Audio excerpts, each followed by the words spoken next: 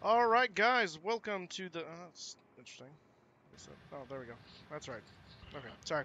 Hey guys, welcome back to the stream. I'm your host, your captain, the Flying Moose, and we are here in Austria, Vienna, and we're going to be flying to Helsinki. NightBot already has a flight plan. VATSIM already has a flight plan. FlyLive is up, and I think everything is operational, and GSX is even working. So I just uninstalled it, reinstalled it, and that solved the problem. So I don't know what was going on, but everything seems to be functional now. So how to do? Let's see who we got here so far today. We've got David Rothmuller's here. Oh, whoops, I almost forgot. Sorry. Stand by, guys. There we go. Sorry. That's the one thing I forgot to do is unmute TeamSpeak. Let's see who we got here today. We got David Rothmuller's here. Briangren, how's it going? Kelsey's here. Igamerfellow. Tim, of course, is here. Boeing Manufacturer 9. Baxter Cat was here yesterday. Where were you, Boeing Manufacturer 9? He finally showed up and you missed him. I don't know if he'll be on today, but you never know. We'll see.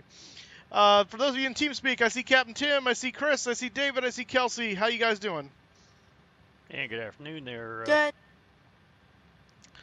I'm doing great. Wonderful to hear. Chris, you there?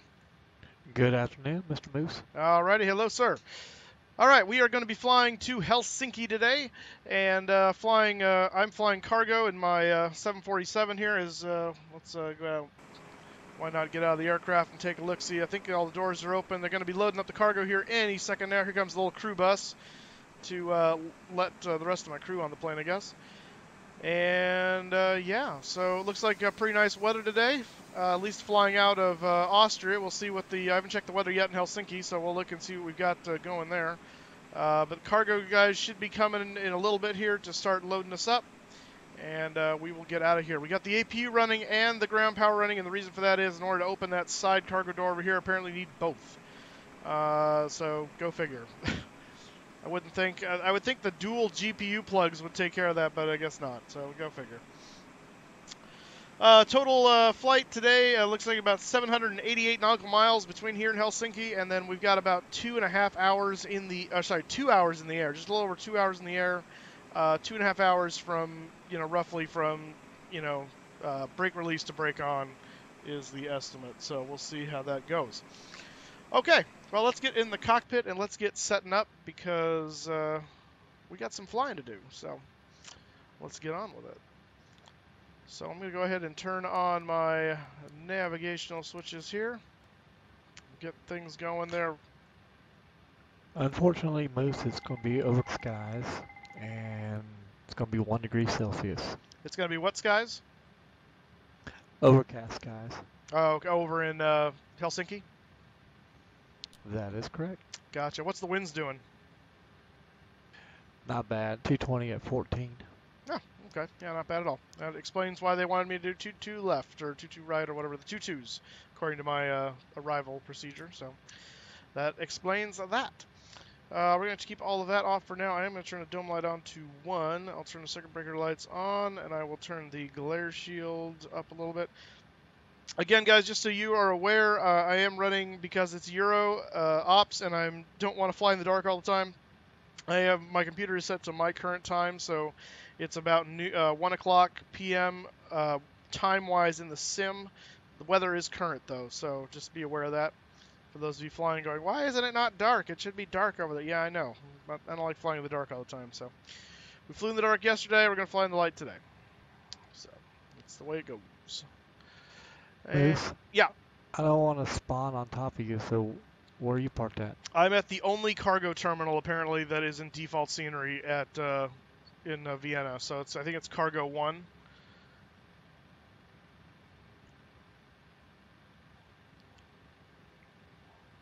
And that also is listed in the NightBot there, too, so under the route.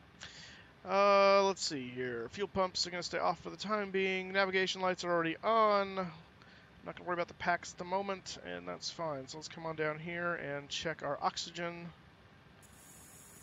I need to get my Mountain Dew thing fixed so I can have that back. I miss my Mountain Dew. Let's turn... I don't need those panel lights on. Let's turn that on, though. And so that's the panel, yeah, okay. So I want that on. clock there. That's all good. And let's get the alignment taken care of so we can test the TCAS. We got the current air rack, which is 1803, which is valid until March 28th. We are at Lima, Oscar, Whiskey, Whiskey. And that should populate that stuff. Excellent. Okay. Let's see, that's all good to go. We're going to test the TCAS there.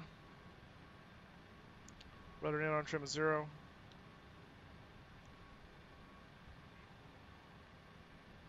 TCAS test pass. Potato Life, how's it going?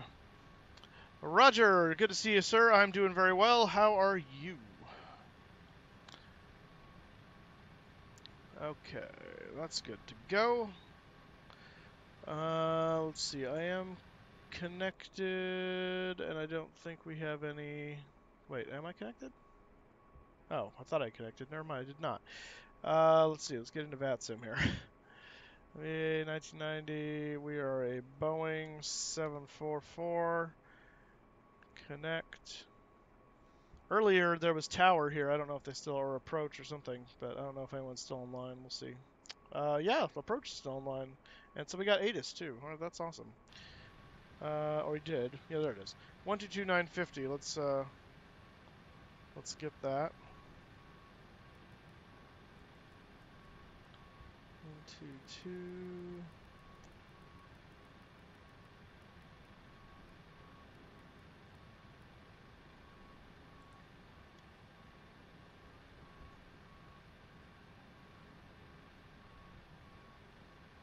Oh. I always forget to do that. 00, no sick. Advice on initial contact, you have information. Bravo. This is Wien Schwächert, information. Bravo. At time 1920.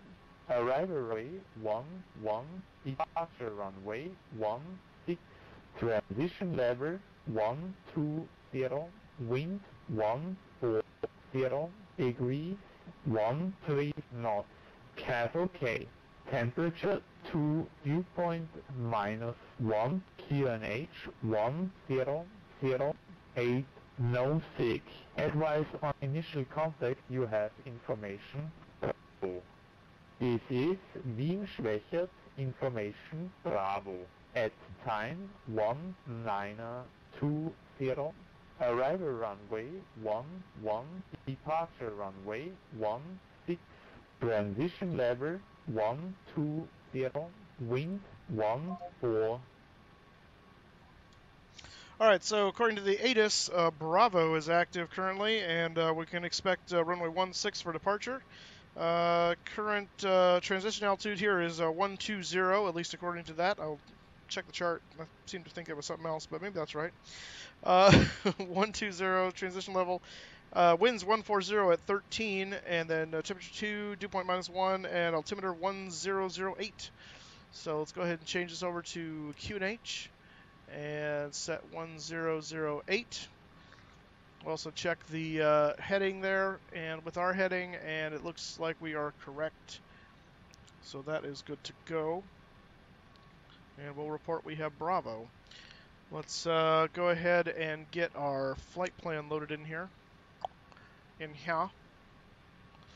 So we are at Lima, Oscar, Whiskey, Whiskey. And we're going to Echo. Where are you at? Echo, Foxtrot, Hotel, Kilo. I'll activate that. Actually, I didn't really need to do that, but okay. Departure. We are looking at the LOWW 1. What was it? Bravo, Delta? I don't remember. It was one of these. 1 Bravo, which makes sense because that's the runway we're expecting to take out of there, so that's good. So LOWW 1 Bravo is what we're taking, so we're going to find that here. LOWW, looking for LOWW. There we go, LOWW 1 Bravo. And yes, we are running 116 because it's the only one we can do with that departure. We'll go back to the route. And let's pull up, actually someone has it here already, so that's good. LEDVA 1 to LEDVA, and then L156. And that's going to Sopav.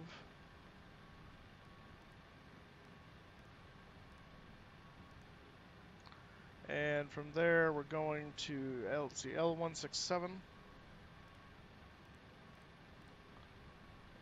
Wait, did I do that right? L617. Thought that seemed All sorts of wrong. ATC at night. Yeah, it looks quite busy, which is awesome. REGLI. GLI. Let's see here. T720.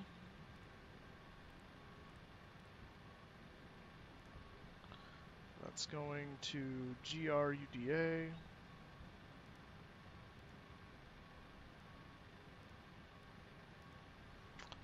And N191.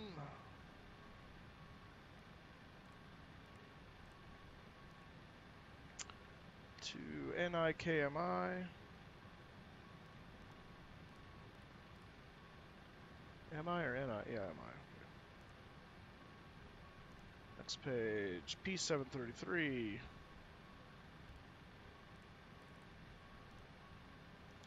IPLIT.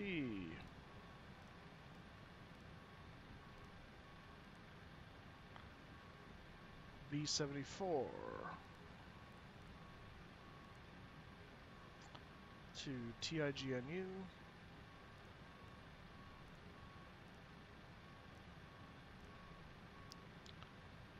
N619.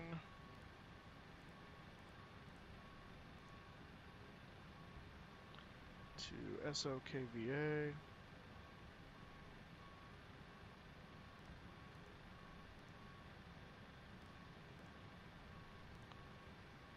M857.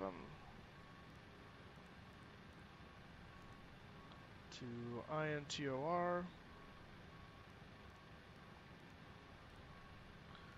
And that gets us to the arrival, which is the Intor 3 Alpha. Whoops.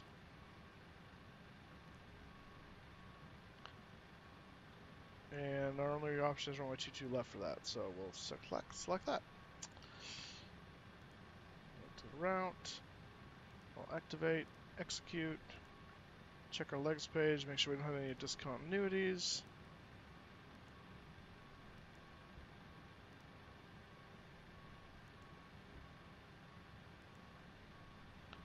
And it looks like we're good. All right.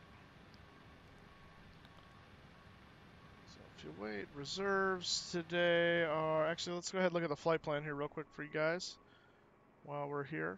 So we're looking at flight level 350 today. Airtime is 2 hours 4 minutes. 2 minutes. Really quick flight. 2 hours 4 minutes.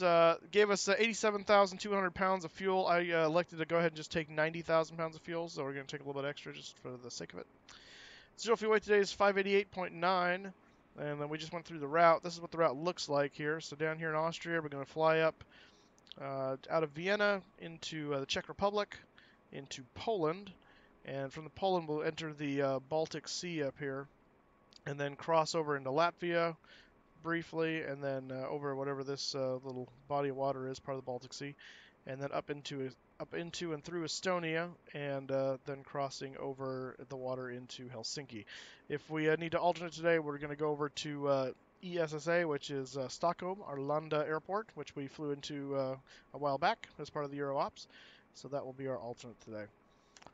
And that is the plan. Our fuel reserves today are, let's see, 32, 33, we're just going to call it 34 even. So, yeah.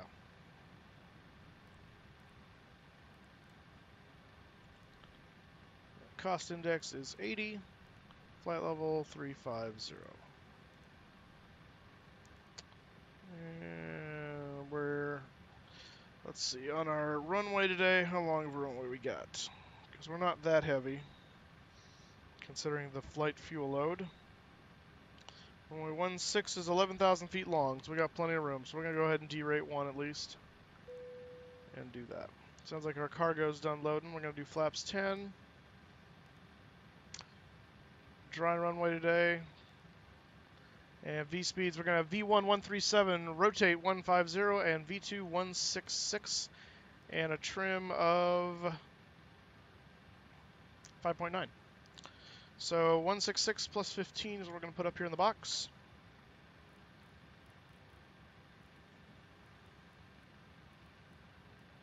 That's 181. Runway heading is 160.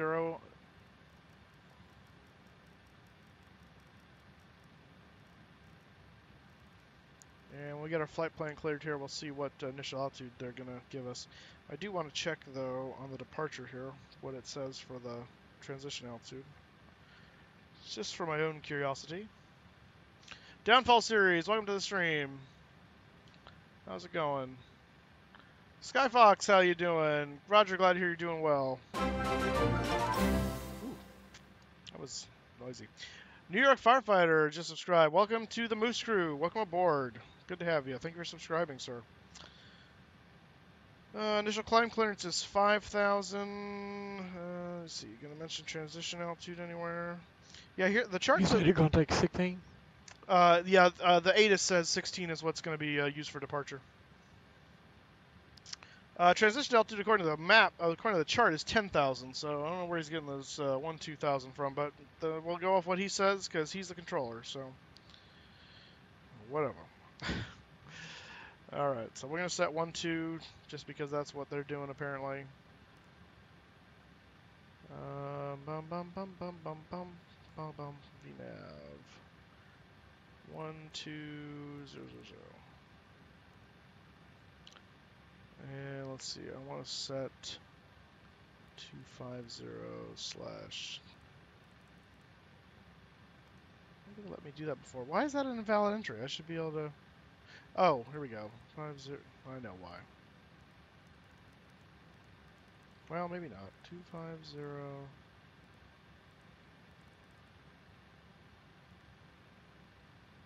Yeah, there we go. So I have to just put that in there. Okay. All right. There. Now my stupid aircraft won't try and exceed 250 below 10,000. A lot of times the heavies will be able to do that because they're right on the brink, but we're not going that far, so we're not in that situation. So everyone, I make parodies of him. I can't tell what your picture is. It kind of almost looks like Hitler, but I can't tell. So whatever. Let's see. I think all of our cargo's all loaded. So let's go ahead and get the doors shut. Section doors. Close, close. Close, close, close, and close. And then once those are closed, we'll disconnect the ground power and we'll switch over to just APU and get ready to push. Let's, in the meantime, talk to approach here, because I think they're the only thing here, and see if we can't get flight plan clearance. So that is 134.67.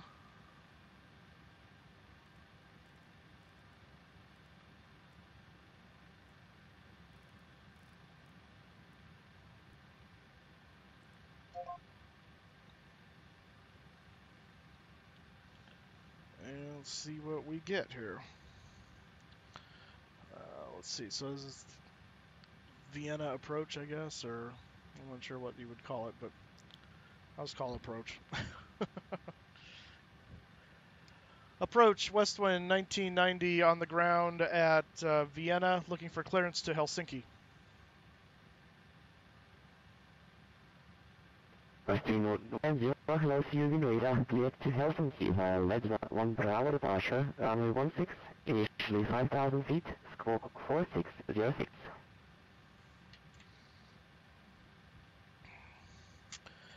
All right, we're cleared to the Helsinki airport via the LOWW Bravo departure, squawk 4606. WestWind 1990, fully correct, call for push and start. We'll call for push and start, WestWind 1990.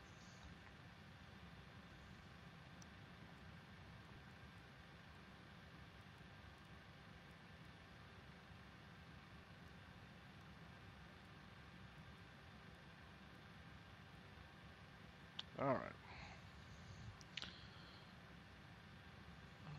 And I think he gave us up to 5,000 was the initial clearance there. I'll have to verify that with him. So I don't think there's any other initial restriction. Approach WestWind 1990. Just want to verify. What's our additional climb altitude? WestWind 1990, it's 5,000 feet. 5,000 feet. Copy. WestWind 1990. All right. Good. Always be better to check than to assume. Okay. All right, Tim and Chris, are you guys flying with me today? Yeah, approach. Giant 85. I'm just loading up. Oh, yeah, I got a slow start here. 3D. Got it. Giant 85, clear to destination via red I don't know if you dot 1 wanna wait for Bravo me or not. departure, runway 16, initially 5,000 feet, and your squawk is 4601. About how long you think, Tim?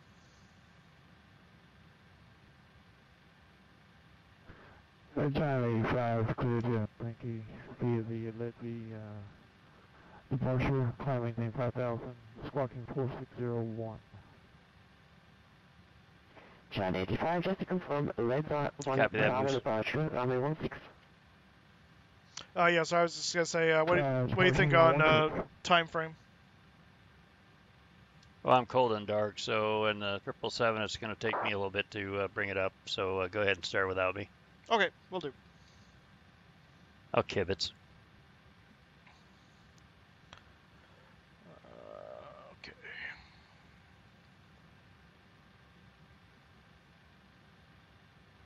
The red dot departure on 16. Oh, you know what? I never. Yeah, I didn't see the Giant Twitter 85, notice now soon clear enough. direct to call for push and start. Gotcha. I just realized I don't know how he cleared me. I never gave him. Will do. That's interesting. Okay. I wonder if he just had it from because it was pre-filed, maybe. I don't know. That's weird.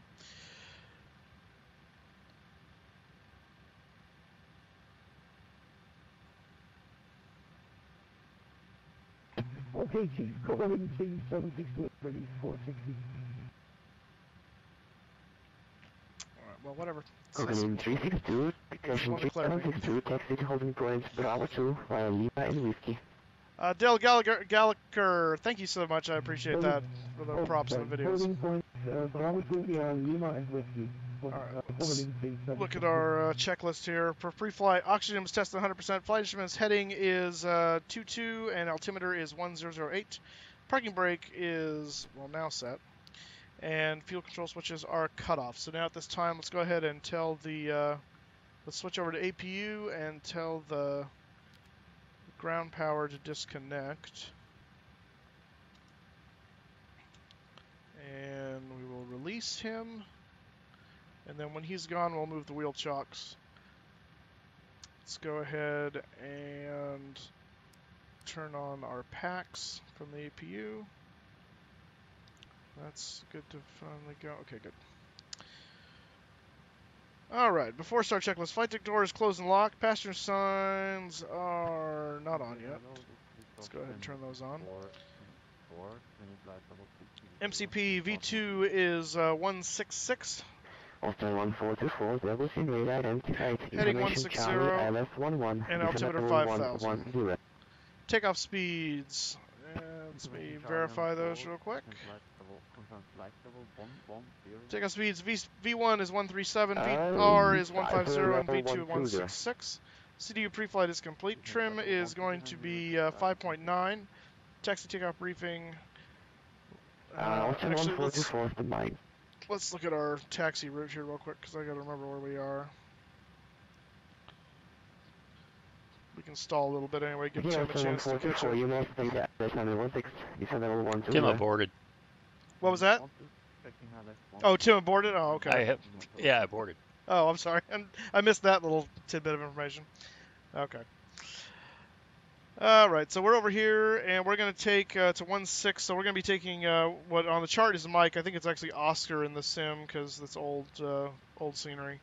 So it'll probably be Mike down here toward Lima, or sorry, Mike toward Delta, rather, and then Delta up to Bravo 1. Guessing that's what that is.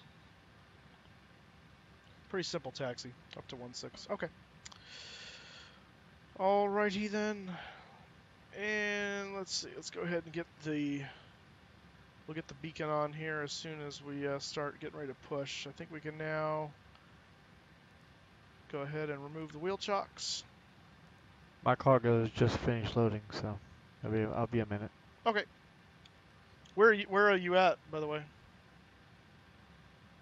I'm over in the cargo area, but I got Fly Tampa, Vienna. Oh, I got you. You're on the other side of the field. I see. I got you. Yeah, I'm in what the current chart calls the maintenance area, so. Got it. Do you want Fly Tampa, Vienna?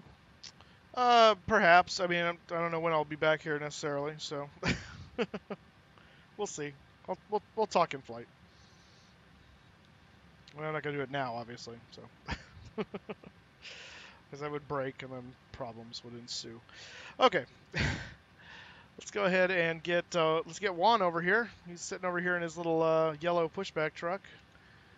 And let's get him. Austin 14240, descend 8000, KH1008, high speed approved. Alright, and nose is going to go to the right. No, I don't want to start engine for pushback. Okay. Let's go ahead and turn our transponder on mode C, and we'll call for push to start. Approach WestWind 1990 on the ground at Vienna, ready for push and start. WestWind 1990, push as approved, KH1008. QNH 1008 and push approved. WestWind 1990. Hello, Captain. We are ready for pushback. Are you now?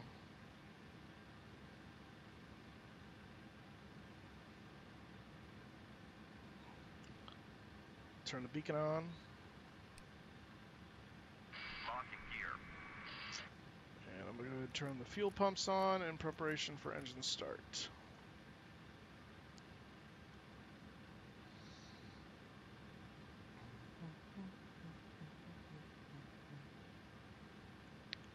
Wow, what's your problem with NightBot there, buddy?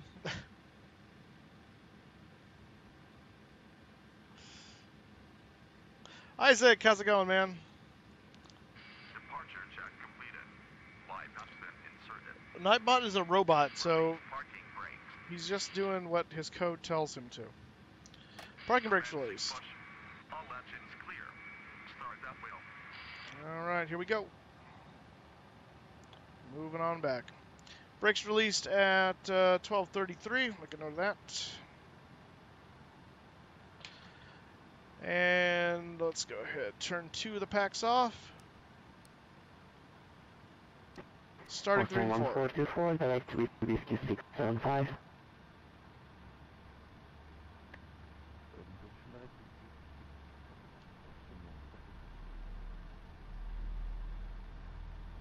Houston roll program. What does that even mean?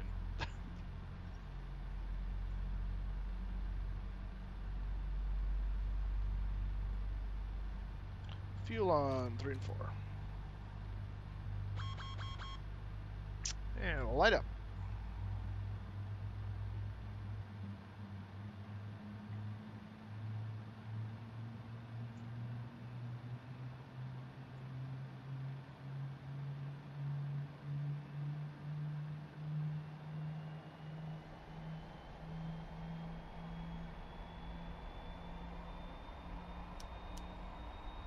Starter cut out, 3 and 4. Turn in 1 and 2.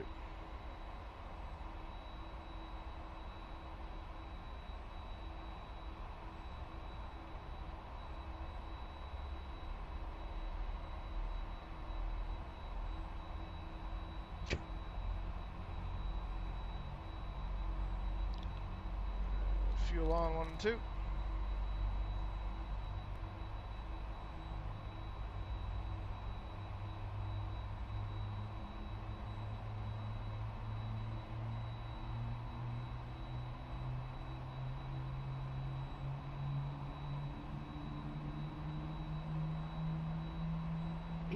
ED1979 is going around. ED1979, Roger, maintain heading climb 5000. Starter cut out. Maintain current heading and climb to 5000, ED1979.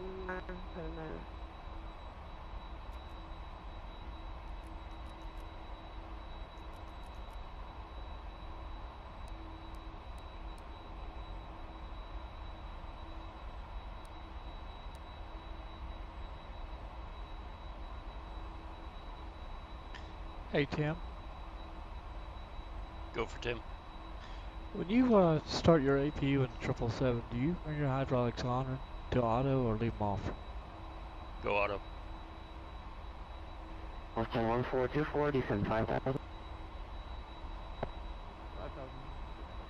Then again, I've got a whole whopping hours in the 777. There we go. But it's so much fun to fly. Yeah, actually, I've flown twice today. This morning at 05:30, departed O'Hare for Des Moines, and then flew Salt Lake City to Boston. Well, nice flight. Berlin 3762, wind 140 degrees, 10 knots, runway 16, clear for takeoff. Yeah, I got the new Boston Fly Tampa, or whatever, scenery, so I want to check it out. They did a really nice job.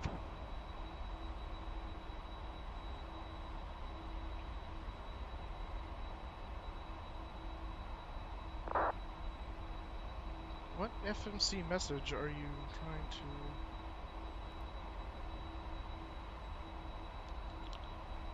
Alright, we don't need the APU on anymore, so we'll go ahead and kill that.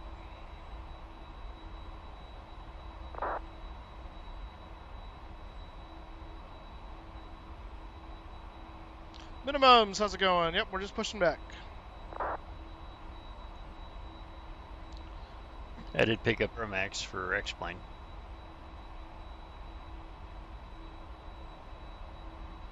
Set parking brakes. Parking brake set.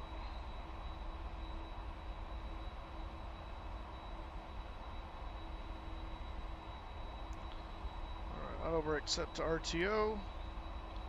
Gotta check our flight controls here.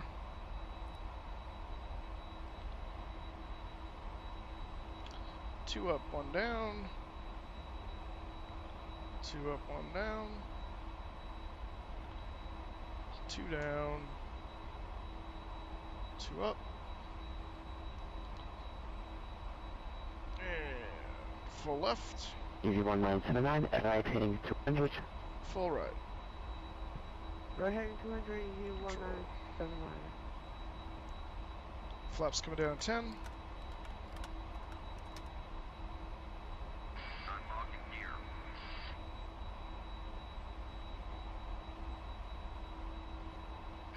Tow truck disconnected. Bypass speed. Berlin 3762, cancel takeoff, hold short on runway. Berlin 3762, we have position on the runway in the meantime. Leif, how's it going? Berlin 3762, expect Just a delay, newcom, not at all. 2 Feel minutes free. departure. There's a number of people who are just watching and are on TeamSpeak, so that's perfectly alright. If you want to join TeamSpeak, type in ! TeamSpeak to the NightBot, and he will give you the details. If you don't already have them. Alright, flaps are down 10, trim is set. Auto brakes RTO.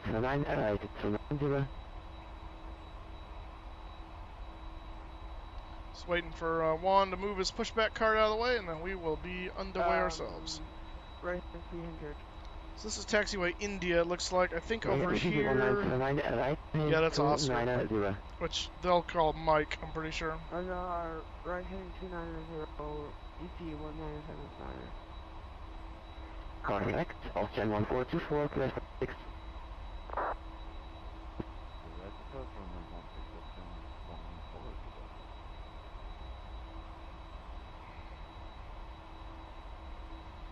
There we go. Come on.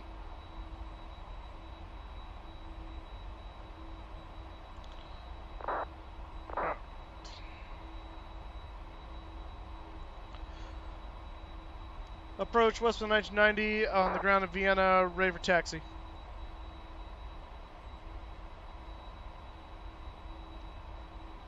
Westwind 199, taxi holding point Bravo 2 via Lima and Whiskey.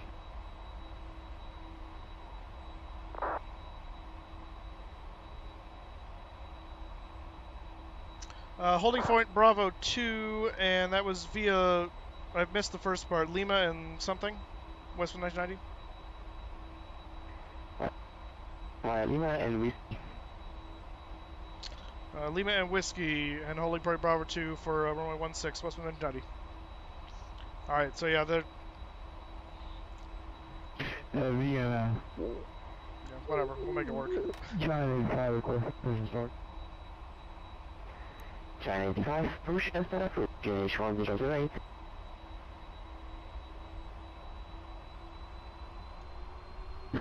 Start push.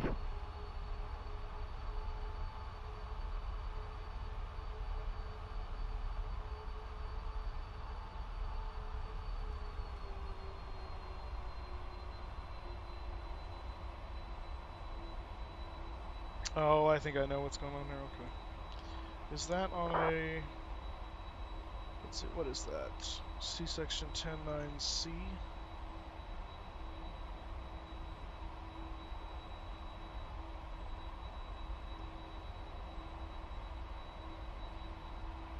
It's Echo...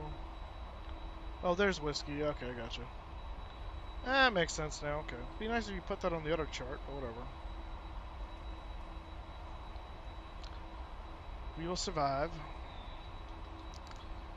Alright, we are rolling, guys. If you haven't already, hit that like button, hit that subscribe button. We are about to fly out of Vienna for Helsinki. So as brakes release, make a note.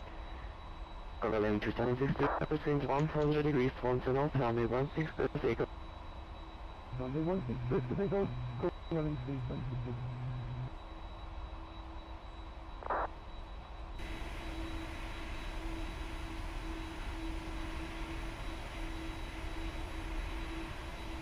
Not sure who's sitting there in the little plane, but whatever.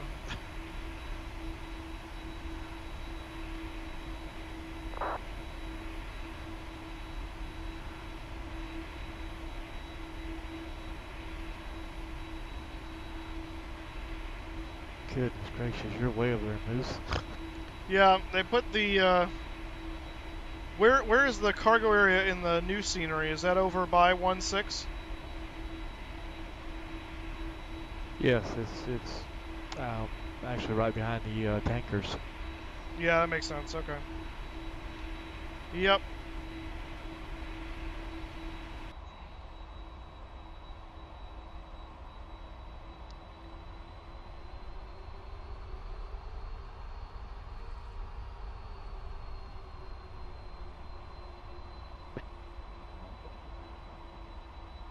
And Baxter Cat's now here. I think, 45, you're 1-2 miles out, number 1 to the approach. I wonder if Boeing manufacturer already left, because that's really funny. He was pining for you, Baxter. And I told him you were here yesterday, and... Overland 272 identified, ground level 240. I think he may have left. But welcome, Baxter Cat. Show livery, absolutely.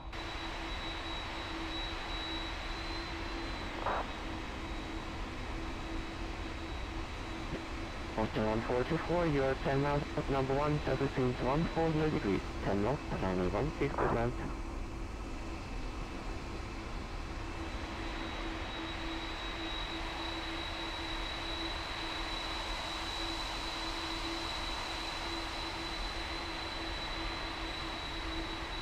ED1979, expect plus 11. Expect ILS 11 for ED1979.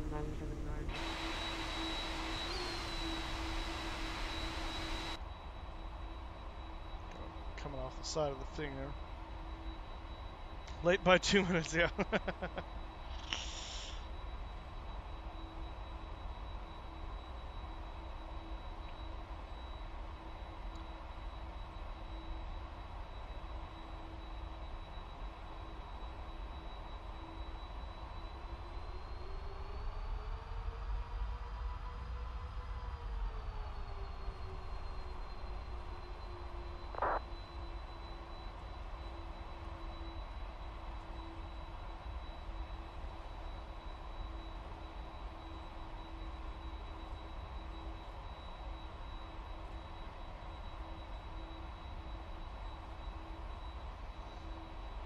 it's a big aircraft. I don't like to take it too fast. I usually try to keep between 10 and 15.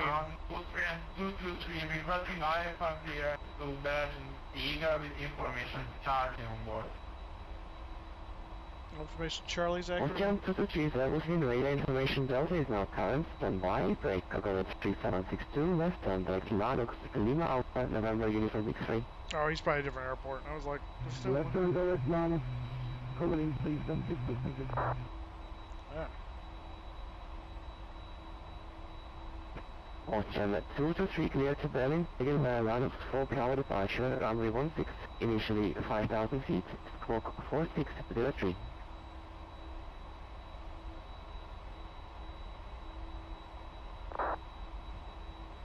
Austrian 223 information Delta London for Bravo departure 5000 code 4603.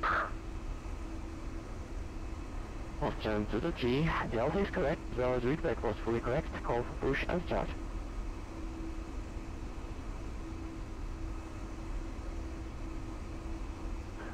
We have larger track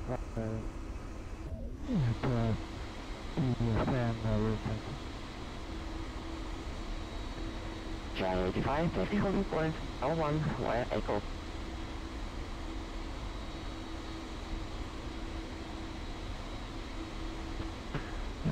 Taxi holding point Echo, Channel 85.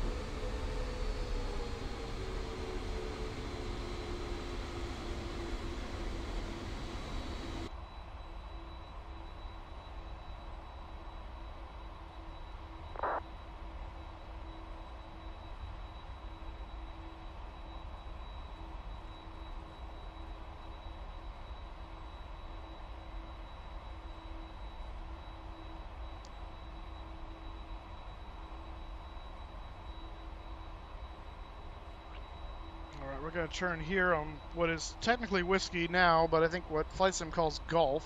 Because it's not updated. Oh, maybe not. No, it calls it Echo X-Ray 2, apparently.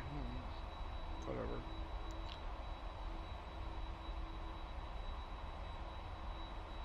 I'm sure this is whiskey.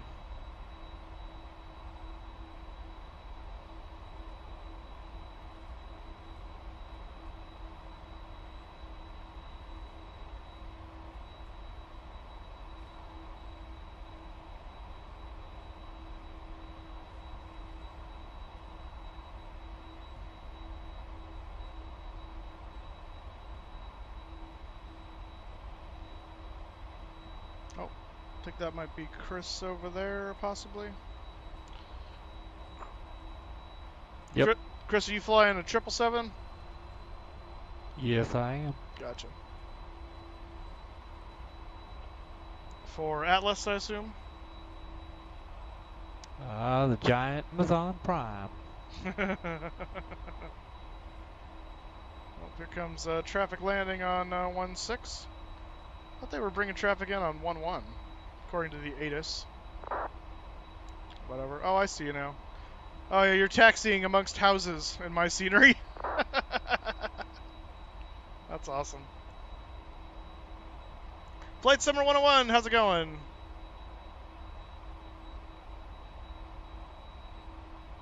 Fort Dive. Westwind 1990, Echo, Q-Way to the Boeing 747 cargo from left to right. From left to right. Can you repeat that for Westwind 1990? Westwind 1990 on Echo, Q-Way to the Boeing 747 from left to right. We'll give way to the Boeing 747, Westwind 1990. I think I am the West. Channel 85, you're number 1 to enter Echo. Yeah, he called you a 747, so whatever. Oh, you want me to take off first? He's giving you priority, so go ahead. Okay. 744, welcome to Wien, exit to gate 17 via Delta and Lima.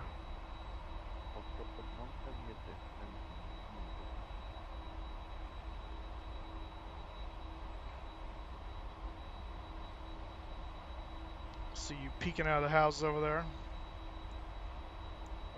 China 85, and Addon rate 106. Can you repeat for China 85, please?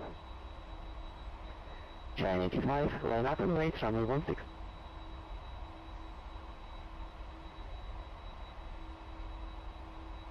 And taxi into 16, China 85.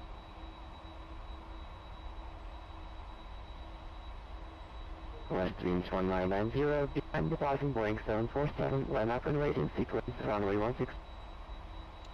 We'll let up in sequence, now 16 after the 74, Westwind 1990.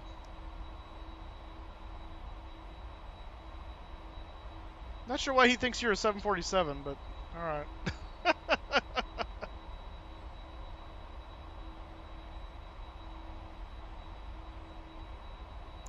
It's funny as all get out. Look at where your plane is sitting in the middle of the grass. Yeah, well, you just taxied out from a bunch of houses, so it's equally funny.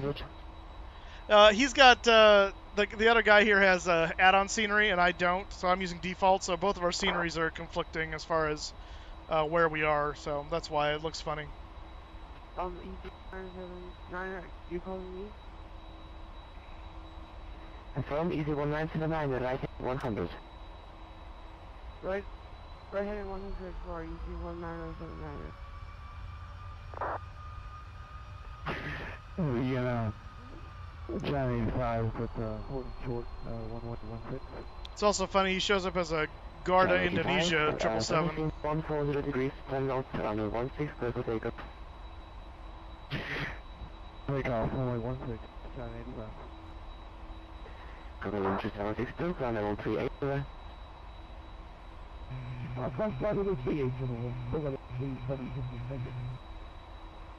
Runway 762, you're leaving my airspace, bracket offline. Review all nothing in the forward with estimate, shut up and knock out.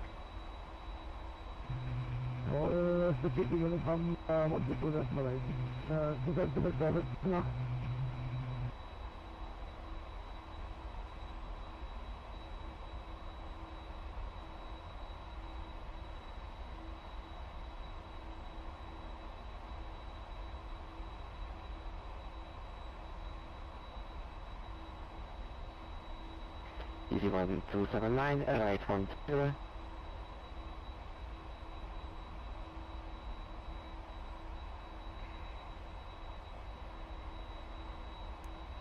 Easy 1220.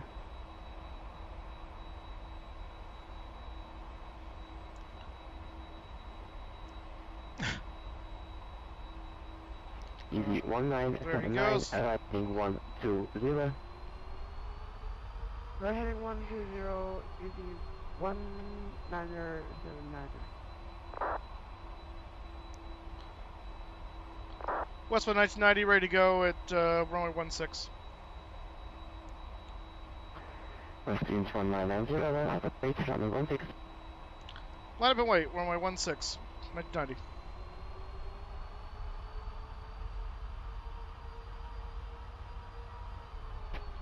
Wolfman 223 is ready for push-up. Austria 223, pushes are approved, facing east, gauge 108. Push-up not that move, Wolfman 223. China 85, 85, or climb the roll 240. Now maintaining 240, China 85.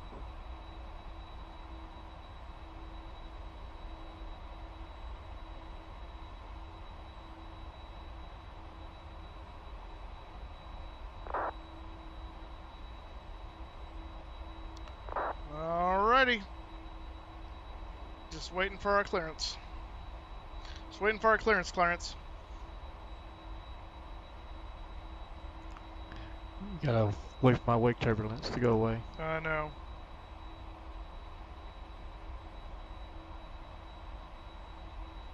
Hey, once you get up here, it's smooth. Oh, nice. What type of wind you got? 85 left turn, direct Leva, Lima Echo Delta Victor Alpha.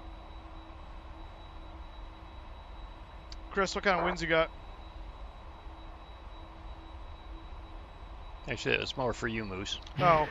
Right now I'm not showing anything, but I believe the report is about 140 at 10 or so. Westwinds 1990, surface winds Okay. 140 degrees, 10 knots, precaution rate turbulence, after departing by Just thinking about the weight turbulence. runway 16, clear for takeoff.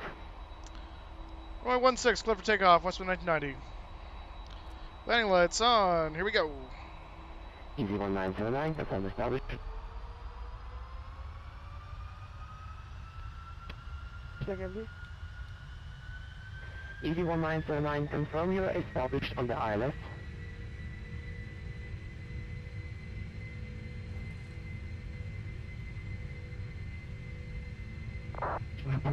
Direct D1.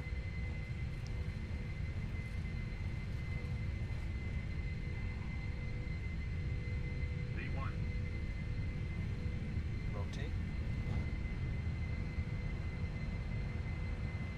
Positive rate of climb. You're up.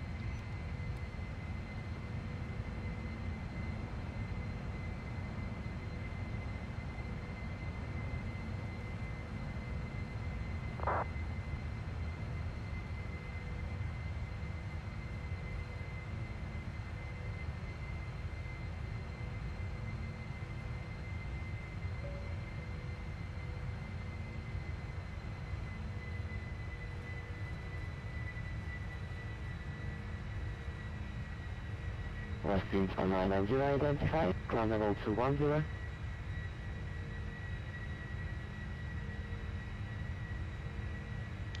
Climb flight level 210 and ident, Westwind 1990.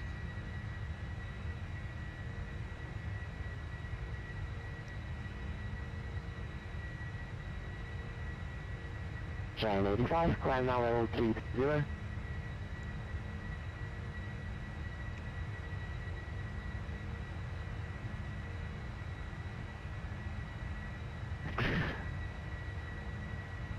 Can you see Giant 85, please?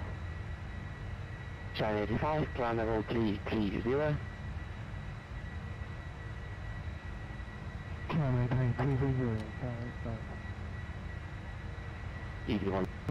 You're 12 miles out. Number 1, wind spawn for your release. 10 knots at runway 11, commands.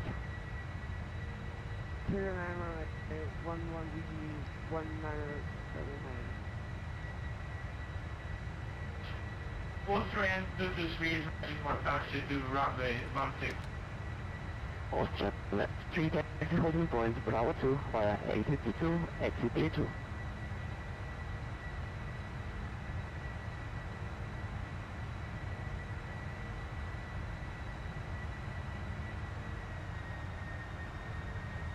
Austrian, this is Reed, taxi to Bravo via Echo exit 22.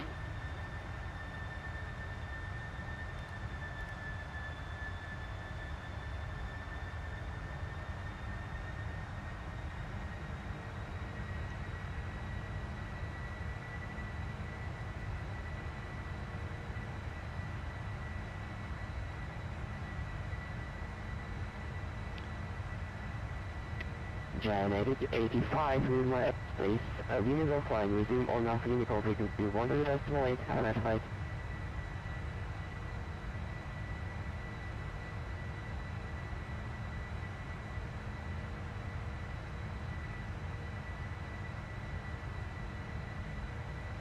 Giant 85 in.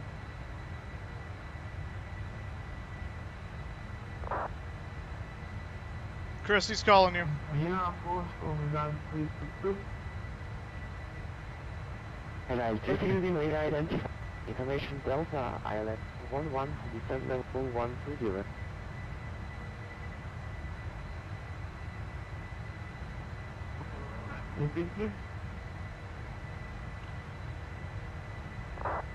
No, don't try and block the NightBot, Baxter Cat. Radar identified. Information Delta, ILS 11, descent now 8,000 feet. 11, descent 8,000 feet. And physics duration beam is 108. 1008.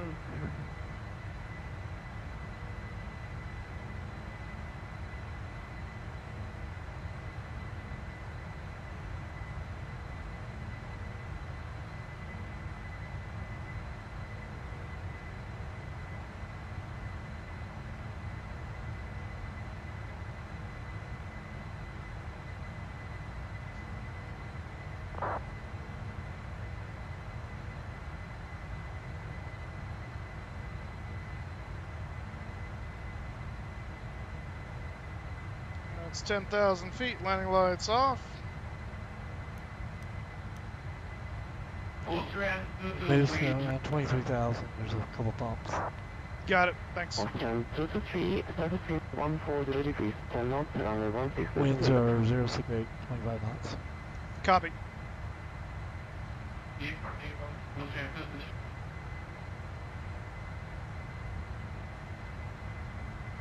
LR 666 Echo with you. Line 2 Echo, hello to you, wind radar identified. Information Delta ILS 16, descent level 120.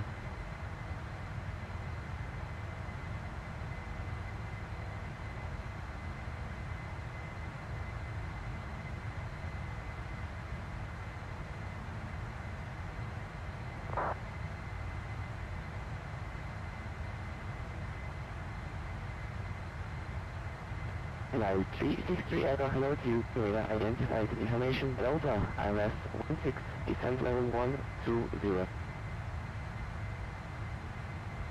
What's the transition altitude? Shouldn't that be changing? There it goes. The captain came onto the radio and said, "What do you mean we're almost out of fuel?"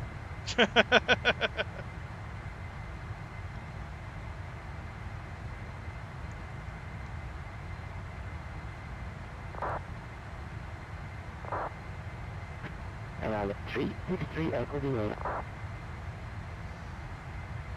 Alrighty then. LR 36 Echo. Formation Delta ILS 16. Line 363 Echo, that's correct, descent level 120. Descent to 120. LR 3 Echo.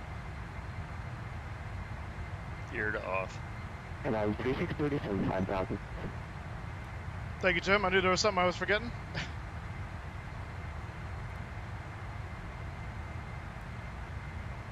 Just wait until you hit the auto button. Line 362 descent 5,000 feet. Now see, if we were flying joint over the Atlantic, I would just redo that. After Exactly. asking you. Line 6 Right. correction 63 Echo descent 8,000 feet. In a short 09. Can you do a shared cockpit 7.4? So I was looking into that this morning. There is a program called Flight Desk or something like that, or no, Desk Pilot. Line 363 Echo descent 8,000 And feet. they in have it H1 set up 009. for the 7.3 and the 777, and I think the 747 version is in beta H1019. for the for PMDG. Austrian 223 identified. Oh, okay. Capital 240. So yeah, I'm checking into that to see what we can do. Line level 240. Let me know. Austrian 223. Will do. Did I send you the Atlantic Climb planning chart? now level 350. The Atlantic what? Planning chart. Yes. No. No, just the it was a Pacific one. My bad.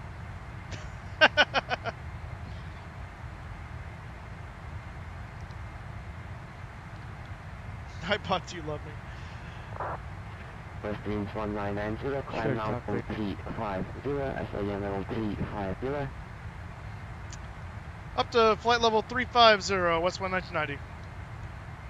Actually, a shared cockpit in the 727 would be nice. 1990, That'd be really cool. Rocket offline, review on for Unico, frequency 100 decimal 8, have a nice night. Especially if you get 3 of us in there. I think that was from me.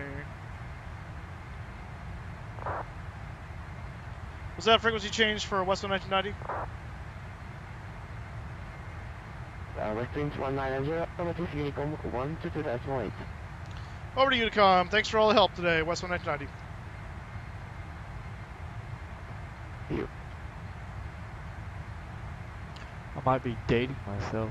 I remember the 727 way back in Flight Sim 2004. I think it was FS9. Oh wow. I just watched one of those. Dating myself, but I get about 12,000 hours in that. Yeah, there you go. I was watching one of those the video recaps of all the flight simulators from like the very first one that was all just like binary looking, and that brought back some memories. Once it hits FS98, that's about when I got into flight sim. So My first one was on the Trash 80. oh goodness.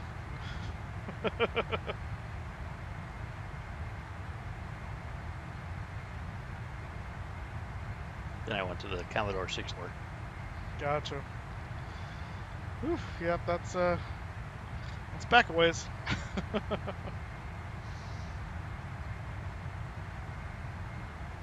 Do you have the 777 there, Moose?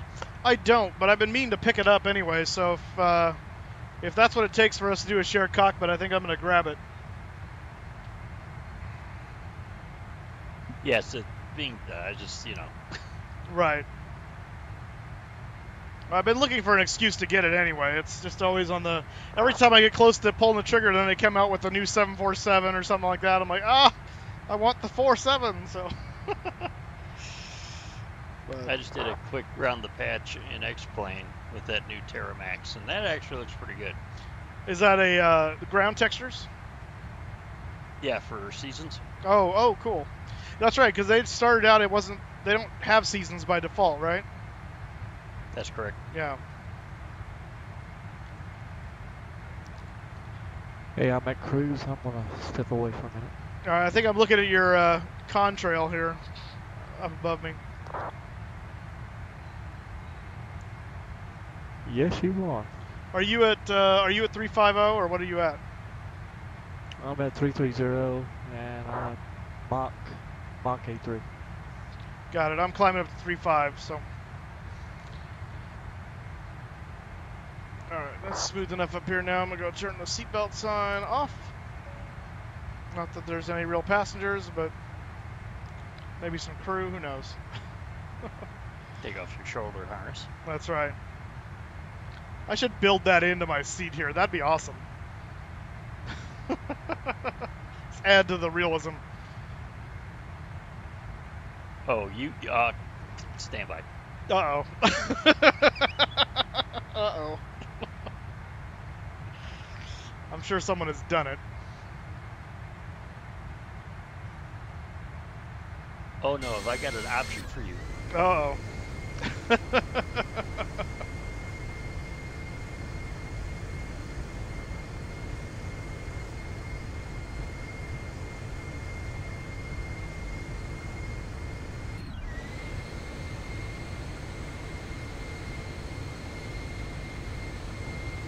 I kind of miss your side, Moose.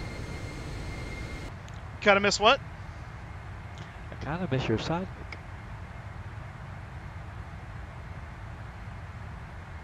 I'm not getting... Crypto? Yeah. Oh, sidekick. Okay. It's like, I was hearing side work. I'm like, side work? What side work? What are you talking about? Yeah, he's actually in my state for a while. He's training down in Southern California, so his availability is a little more limited right now.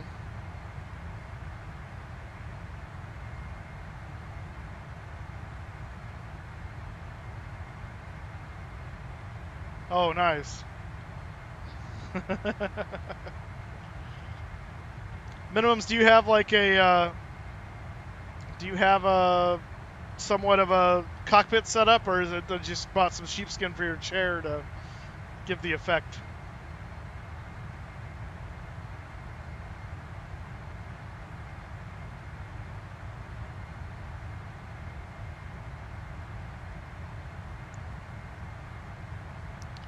Let's see, what are we at here? Let's get over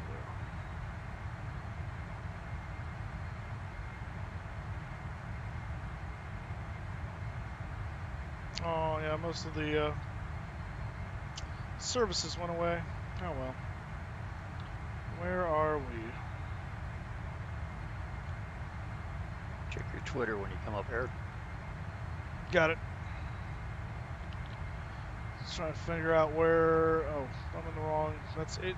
That's Italy. That would be why I can't see me. Oh, there we are. Giant and WestWind.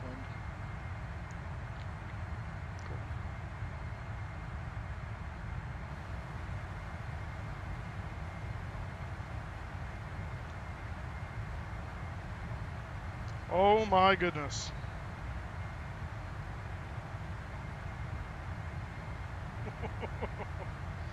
Sign you up for 2? That is awesome. Oh my gosh. Yeah, only $7 grand. That's pretty epic, though. Holy crap. It's the ultimate What desk they did was chair. they took you. Yeah, well, that's a 707 chair. Right. And they mounted it on a galley cart brake system. See the red and the green? Yeah. Oh, that is funny.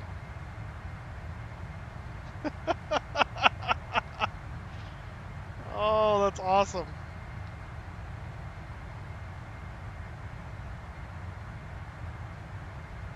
Oh, Boeing. What you won't think of next.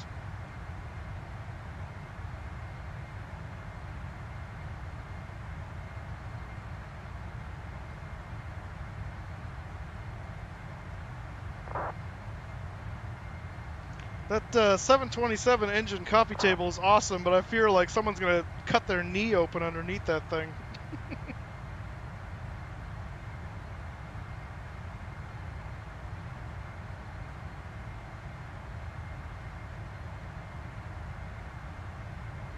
Gosh.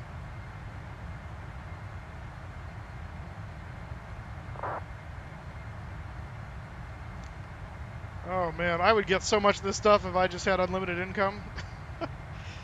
These are awesome. The 727 JT8D engine bar stool pair.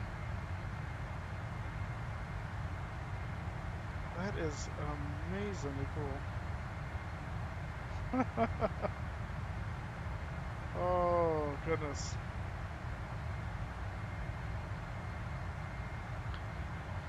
Alright, we're coming up here to the top of climb.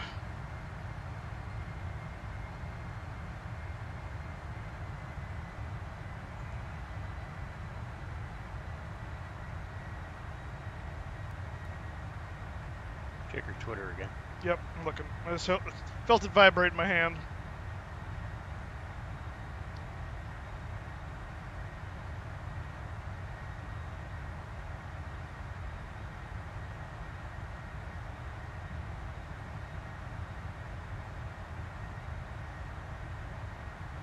Actually, these guys are right in my neighborhood. They're down at Aurora. Oh yeah. Oh, this is that. Yeah, this is that link you sent me before for the other stuff. Oh wow, look at that. MD80 seat. MD seats. These are a lot more reasonable. A tad more used too. Plus, they're not outfitted for. You'd have to be able to Yeah, you have get to. the floor. Right, you have to do some work yourself and adapt. Ooh, 747 captain seat right there, 650.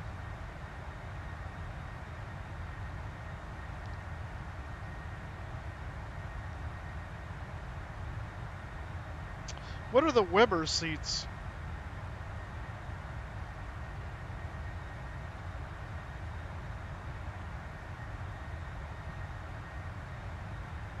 And they're aftermarkets for the Boeing products. Oh, okay.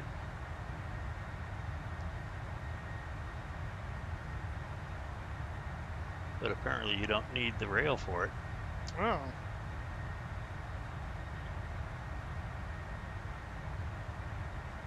That's super cool.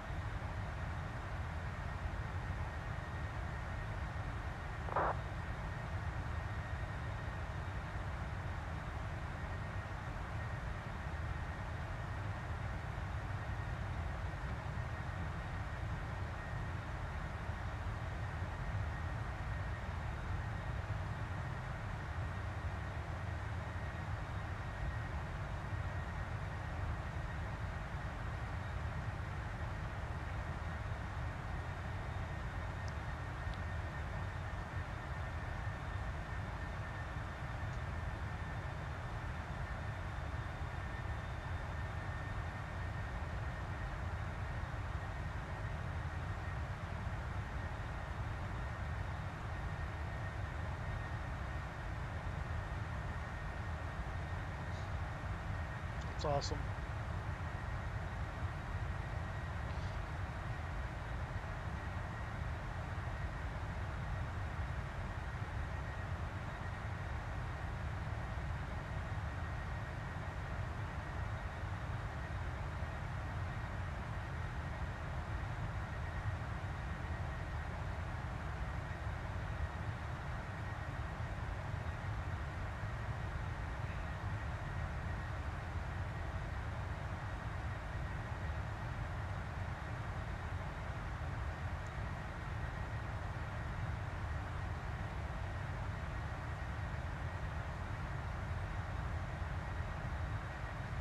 Quit drilling and fly the plane.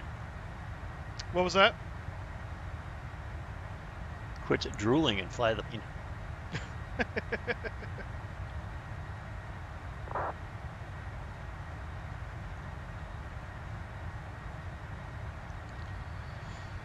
All right, we're about 671 to go. According to our progress page, we should be in Helsinki at 14:56 Zulu, according to my cockpit clock, which I've got 13:17 right now, so that's about an hour and 45.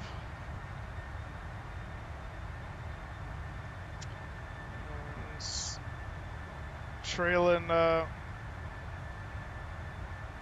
Giants contrail here.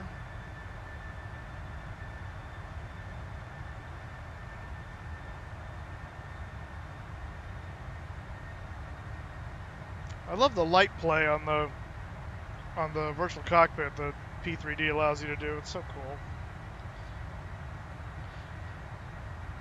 Encrypted Pilot, how's it going? Yeah, it's been a long time. Brace, brace, brace. That's right. That was some good times. Are you? Nobody goes to Helsinki. That's why we're going to Helsinki. And we're flying cargo, so yeah, nobody. Yeah, but. Are you going to one of the flight sim cons this year? There's now 2 apparently. There's one in Vegas and there's one in Dallas.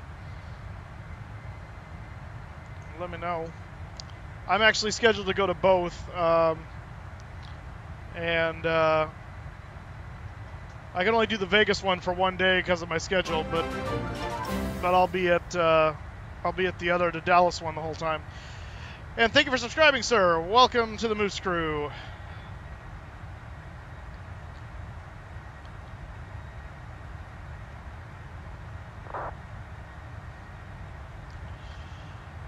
And Light76, welcome back to the stream. Yeah, it's a little more exciting. I think you're from the area where it was, so yeah, you gotta pay for getting out there. So, comes a little bit more restrictive there. Oh, Tim sent me more links.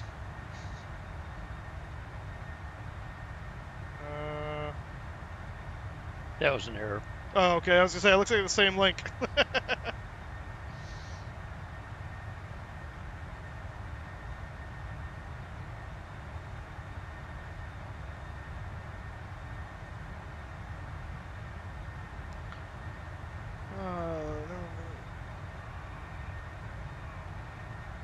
Yeah, Justin, that's tough when you're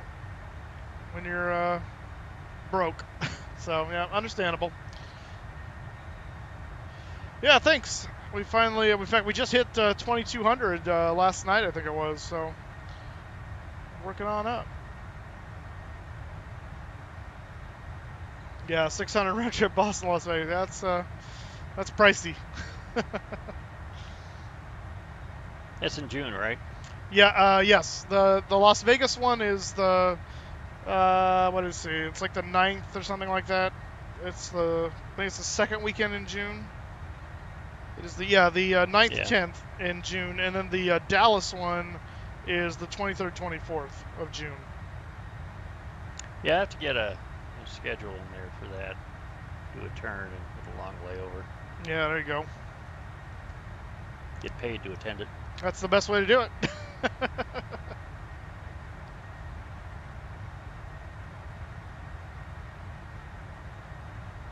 How many days are you going to be in Vegas?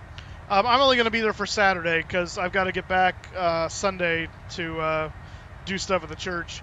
Both my bosses are gone that weekend, and so I can't be gone at the same time. That's too bad. Yeah, the Dallas one I'll be there for the full weekend, but the Las Vegas one I can only be there. I would have scheduled it ahead of time had I known that was going to be the case, but early on it was only about Flight Sim Con, which is in Dallas, and so I thought that was the big one, so that's the one I made sure I got the full weekend for. So I may bet those Dallas folks are. Yeah, I'm not sure. I'm keeping an eye on that site because I don't know if that one's gonna go. I mean, looking at the difference between the two sites, it looks like Vegas is going to be the bigger one, and so we'll see. I've got I may have to pull the plug on the Dallas one if there's no point in going. But anyway, so I might be able to swing the both nights in Vegas, but I won't know until we get closer. So I've got one night reserved in the hotel right now, and so for Friday night, and then we'll see if I can extend it. I'd like to. That'd be nice, but I don't know if I'll be able to. Yeah, I've got a really good friend down there who lives in Henderson, just south of Vegas, and he's got his own B-25. Oh, nice. Yeah, it's great to fly. That's cool. No, it's not. It's actually quite warm. Well, yeah. I would imagine, but cool for the history. Yeah, but the problem is it's got that glass. It's not the solid front. It's got the glass right in the front. Uh-huh. Oh, that's like being in a greenhouse. I'll bet. Oof. Yeah, especially, and then you add that to Vegas in June. That's got to be a nice effect. Minimums, no, I'm not a pastor. I work at a church. I'm the facility manager at a church here in town. So, yeah. So it's almost like being a pastor, but without the pastoral responsibilities, just other church-related responsibilities. So.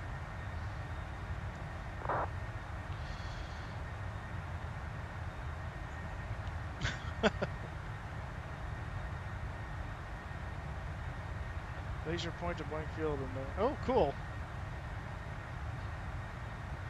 That's awesome. Yeah, I haven't gotten on Pilot Edge yet. I need to look into doing that. The only thing is just one more thing to have to pay for. So, but I love the idea of having you know set ATC, which is really cool. But yeah, sometimes they get a little stretched. Yeah, I'll bet. Have you done Pilot Edge at all, Tim? Yeah, I took the demo, and the controllers work like 3 or 4 different facilities, so at times you really get backed up. Yeah, I can see how that could happen. Other than that, they are very good. Yeah.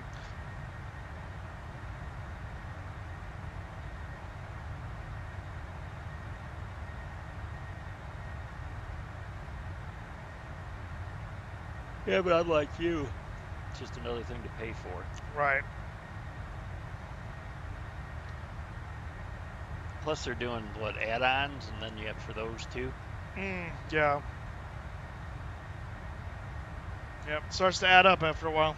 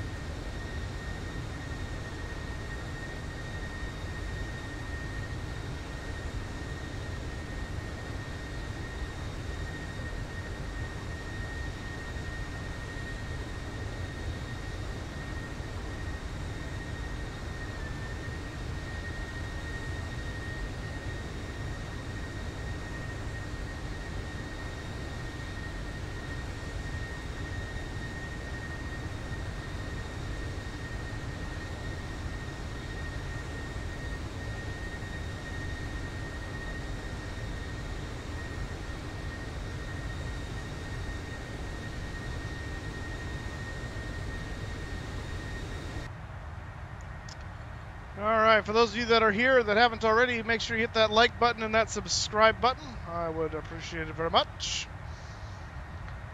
Let's see, next week. So, I already know now I will not be streaming on Thursday next week again because next week we're celebrating my sister's birthday as a family.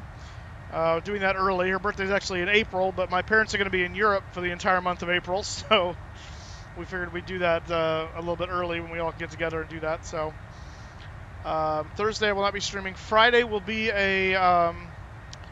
will probably be a later stream than normal by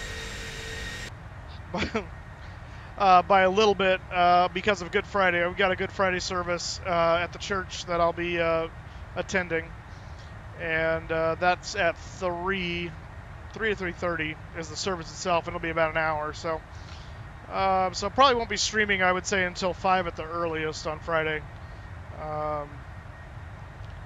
And then Saturday, as far as I know now, Saturday should be normal. Yeah, so I think Thursday and Friday are the only hiccup days. I should still stream on Friday. It'll just be a little bit later than normal. So.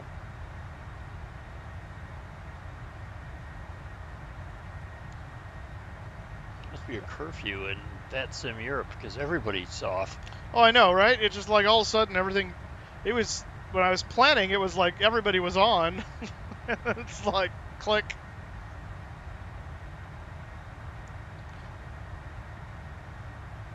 It's the EU. They probably. Yeah, it's the EU. They probably have a internet curfew or some junk. Yeah. It's coming from the state that has Proposition 65, so let's not cast stones. I fully understand. Well, I live in the left coast, and I don't agree with 90% of what they do. I just live here.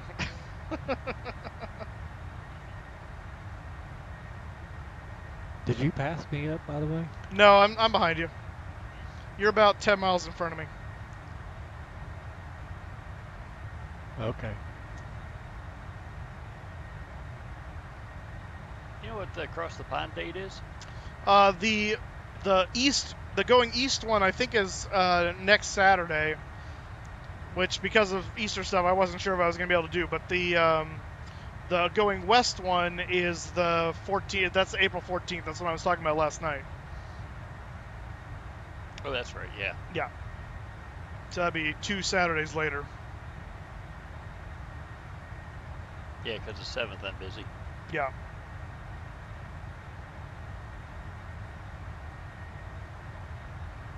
You were originally talking right into when I interrupt. What country are you flying over right now? Let's see. Where am I over at the moment? Let me check Vatastic here and see. We're over Poland at the moment.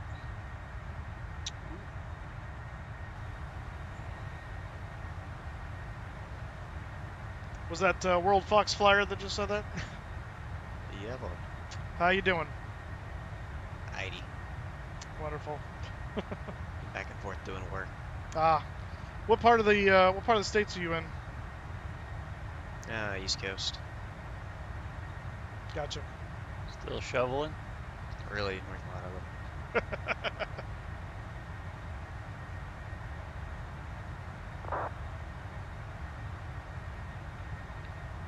I'm so glad I didn't bid East.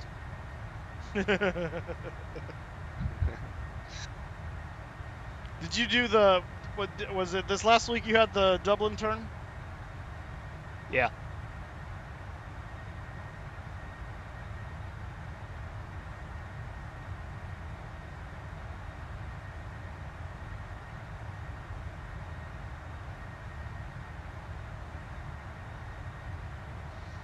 When you do that, is that usually out of Detroit, or is that over out of somewhere on the, like a New York area? JFK. JFK, got it. Yeah, the seasonal stuff hasn't been yet. Got it. We don't run a lot Dublin compared to the rest of Europe. Gotcha. I think we got more flying to Iceland than we do flying to Dublin. Really? That's interesting.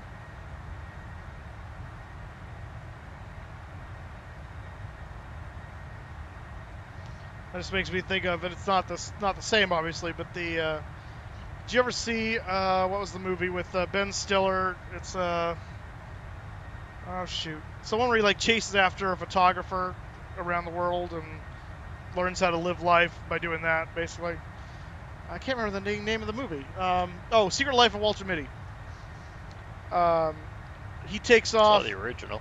Yeah, in this one anyway. I've never seen the original, but in this one he takes off out of New York for Greenland and lands. It's a big old 777, and there's him and one other guy on the plane for Air Greenland. I think I said New Zealand a second ago. I meant Greenland. It's just like, oh my goodness.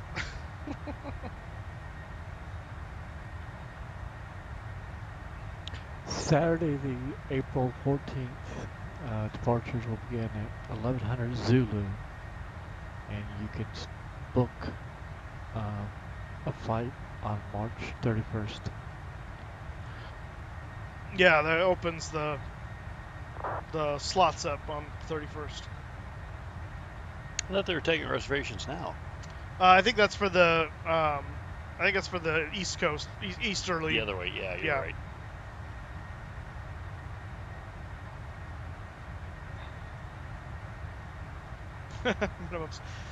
Yeah, I like Active Sky a lot better than Rex for their weather engine, but Rex textures are good to have.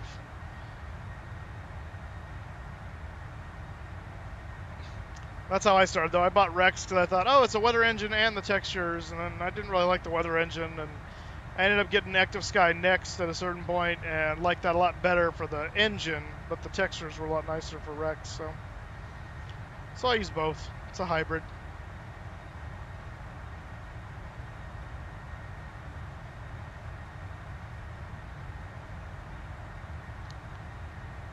It's a hybrid system.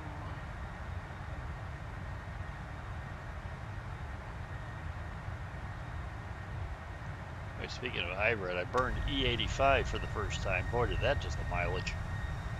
Oh, really?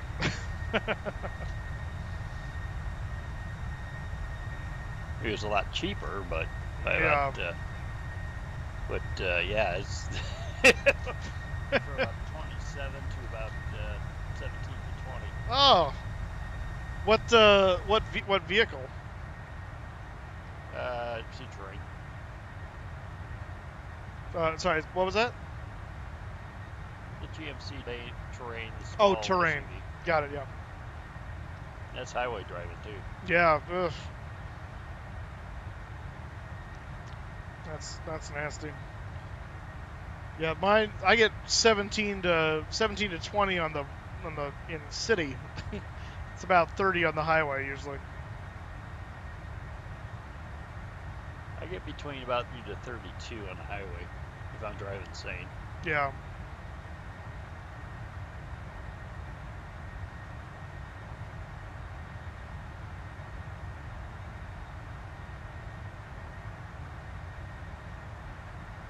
You like the vehicle though. Yeah. Mark, how's it going? My fearless leader.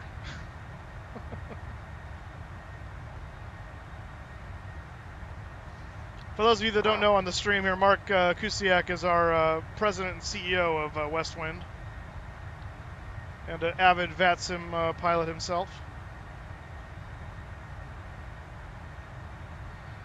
All right, McShiggity, we'll see you later. Good to talk to you again, and I'm sure we'll run into each other again this way at some point. Brace, brace, brace, my friend. Is WestWind going to run a booth at Vegas? No, we don't. I'm always curious to see how many. I know one other guy that went from WestWind to FlightSimCon last year, and it just happened to be random. I didn't even know there was someone going. I was like probing our forums to see if anybody else was going to go, and so I had the wherewithal to put it on my tag that I was with WestWind, and a guy came up to me on the second day and said, "Hey, you're with WestWind?" Yeah. Oh, so am I. Like, oh, good. One other guy's here. But yeah, so I don't know. It's so real world. Yeah, pretty much. So yeah, we'll run into. I'll run into Delta pilots all over the place, and I have no idea who they are. Yeah. So anyway, so I'm hoping at one of these events that we'll get some WestWind guys to go. I keep talking up on the forums as we get closer to see if anybody will participate, but I don't know. We'll see. We should do a beer and beat tonight, but you're not going to be there long enough. Yeah. Mark, how do you get audio to work? Audio? What audio? Oh, you mean the TeamSpeak? We're on Raptor's TeamSpeak channel, which is if you type !TeamSpeak into the chat there, NightBot will give you the IP address, because I don't know it off the top of my head.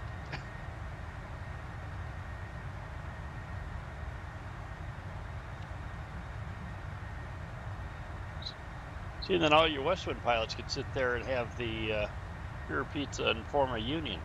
There you go. Sorry, Mark.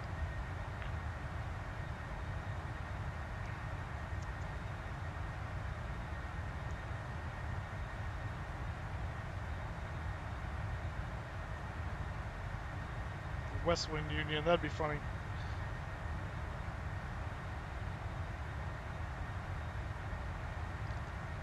It wouldn't surprise me. I'm sure there is. I'd be curious to check out and see if any other virtual airlines have done any kind of mock union kind of thing. I think that'd be funny. Velpa. Delta VA does it? No, I was just thinking of what you would call it. It was ELPA. Oh, the Airline Pilots Association. I so gotcha. Put a V in front of it. It's Velpa. Velpa, I gotcha. Virtual Airline I Pilots confused Association. with Velpa, which is something different. I gotcha. That's funny.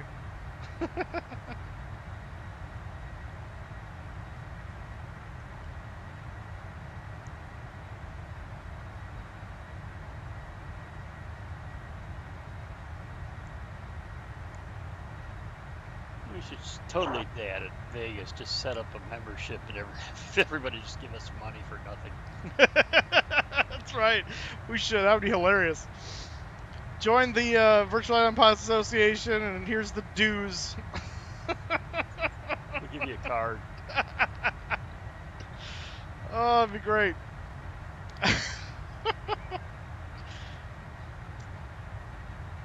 And we'll put out a newsletter every 6 months or something, and that's what you get.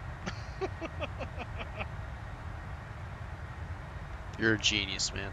I'm going to type it up right now. Well, yeah, and then just have union meeting vehicles at the flight sim cons. Exactly. Membership only. That's right. There you go. Exactly. With a surcharge. Right. Of course. Come to the dark side. We have these. We have cookies. That's right.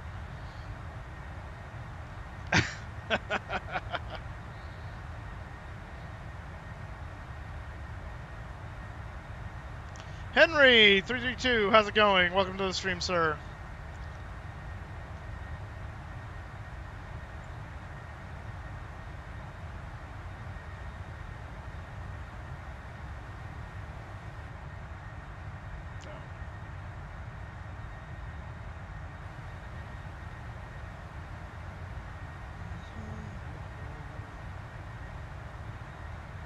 Are we coming up to...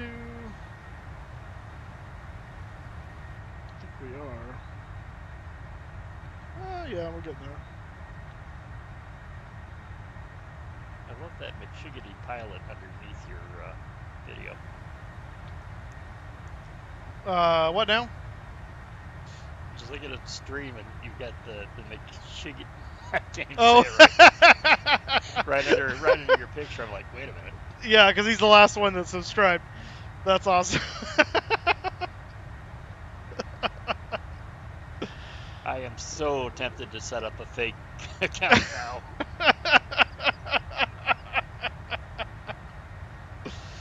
Oh yeah, he's a great guy too. He's the guy that was in Flight SimCon last year, and him and a younger guy and myself were all watching Cat Strader live stream and blow out his engines, and so we were getting ourselves in brace position behind him on the live stream at the hotel there, which was a lot of fun. So we kind of bonded a little bit there.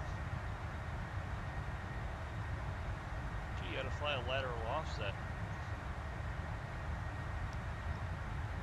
Yeah, right. Just watching the pad trail. Yeah, he's 2,000 feet below me. I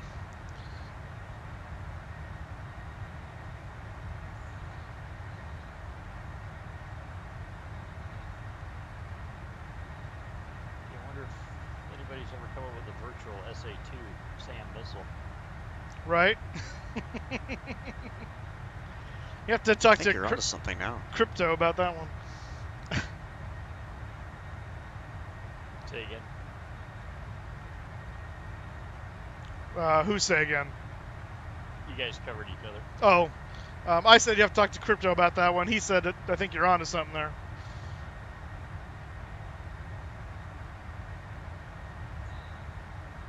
That would be a great mod though to have a any type of ICBM or just like a really fast rocket that you're able to do, and just sit there and just like only use arrow keys, sitting there flying your rocket. Freaking flights in. That'd be hilarious. Just constantly launch ICBMs out of Pyongyang and Yeah. go chase down aircraft. You could probably get away with it, Nick. Possibly. Well, You're flying in Southeast Asia and all of a sudden have like 7 SAMs come up from Hanoi. speaking of which, I got company. Ryanair 4500 at my altitude. And he is making a beeline for me. That ain't me. No, it's...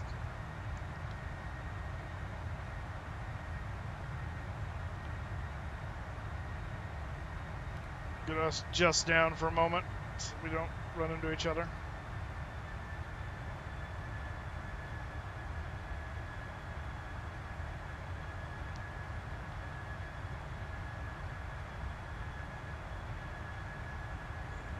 Don't see him yet.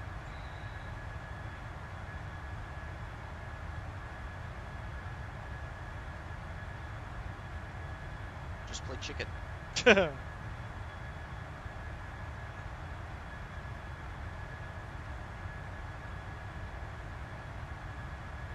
H350.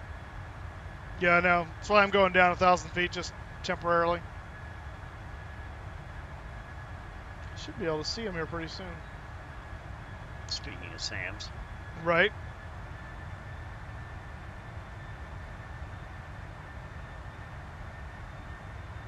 Oh, there he is. Got him. Yeah, he's going to pass behind me a little bit. But pretty close, though.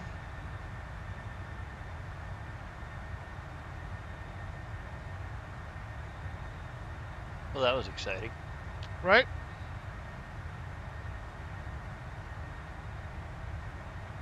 And go back up. It's amazing the textures they have on the windows. I know, right? Little water spots and stuff. Just where they can't clean in the corners. Right. Yeah, I'll get up there.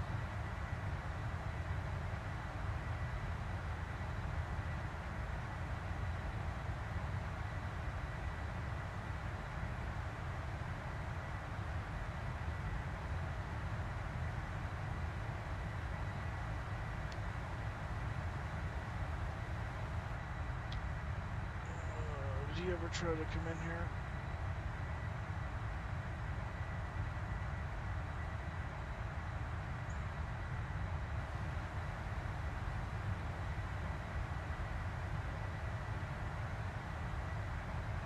Well, the good news is Ray-Ban finally sent me the replacement sunglasses. They were quite nice about it.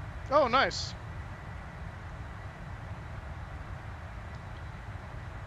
Had a pair for 44 years and had a pair for 4 days.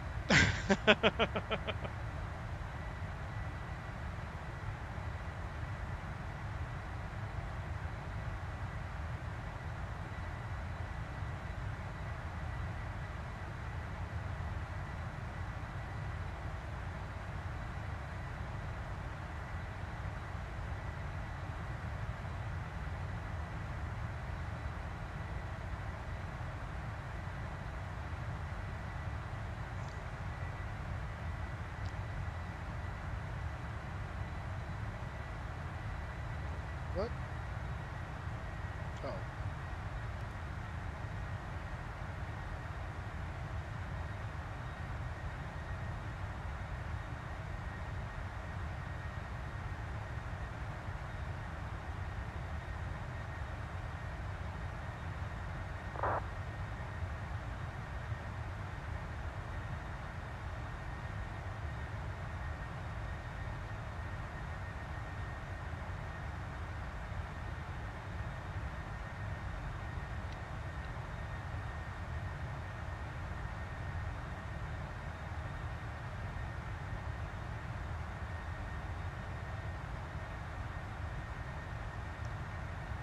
Man, even the textures on this knob, it's like dirty. It's great. Man.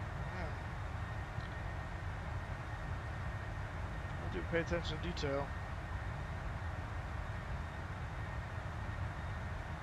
The armrests are too clean. Yeah, that's true. It's not as dirty as Those things are always these, grabby. like, third world nation airlines, you know? Some of those are crappy.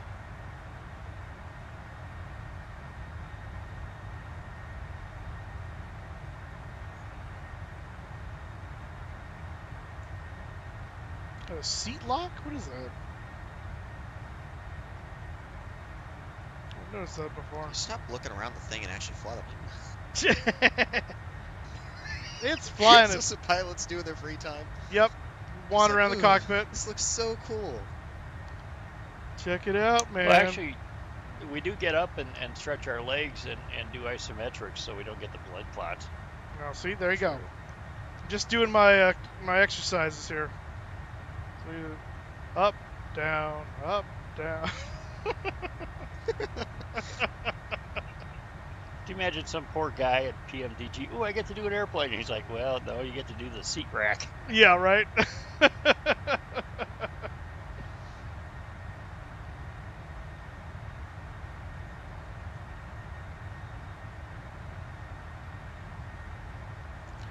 Mark, are you still in here somewhere, or did you head away?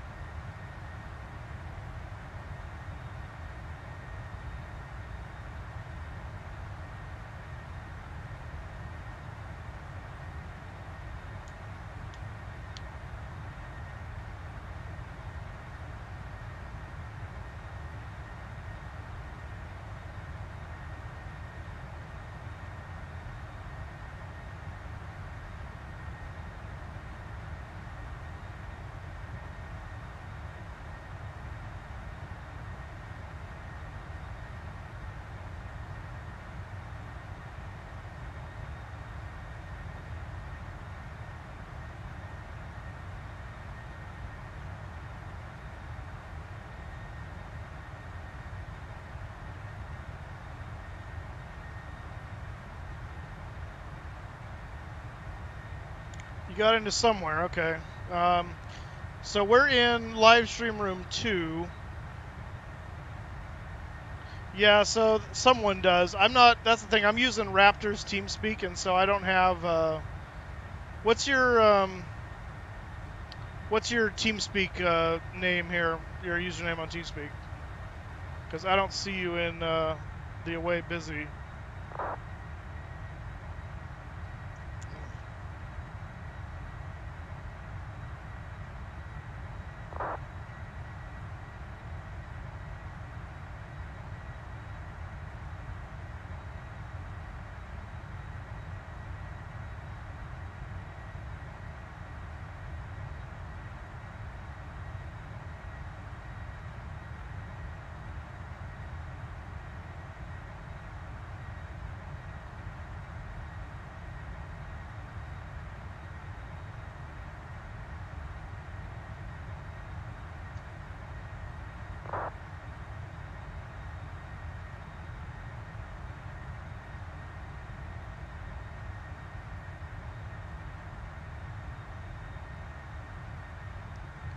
Yeah, doorman gatekeeper is. Oh, there you go. There you go. Yeah, I'm here. Yeah, that's the disadvantage of the Raptors TeamSpeak, is their moderation thing is a bit lock and key. Well, that's okay. I'm here now, and you can obviously hear me. Yep, we got you now. Welcome, Mark. Cool. Thank you. Unfortunately, the only thanks, doorman. everybody. Yeah, the only doormen throughout the entire TeamSpeak seem to either live streaming themselves or just not around. Right. Kind of screwed for everyone that wants to join. Exactly. Well, that's the thing, is when Crypto's here, he's a doorman, so it works out nicely. But he's in California doing training for the military right now, so.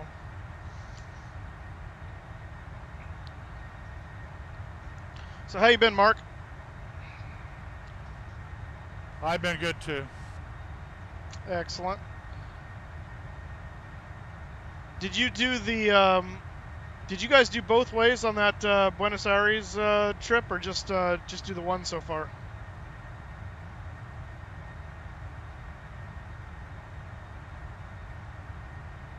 Huh?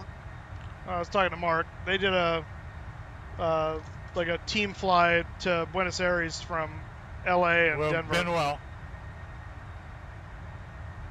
I froze up both directions, if you can believe that. Oh. But Larry actually made the flight. Okay.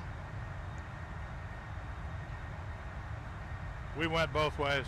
Gotcha. That sucks. You're FSX Steam, right? Yes. Yeah, I finally made the leap over to P3D and am loving it. Oh, it's so nice.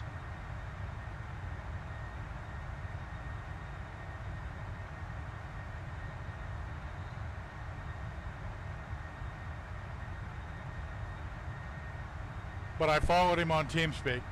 Gotcha.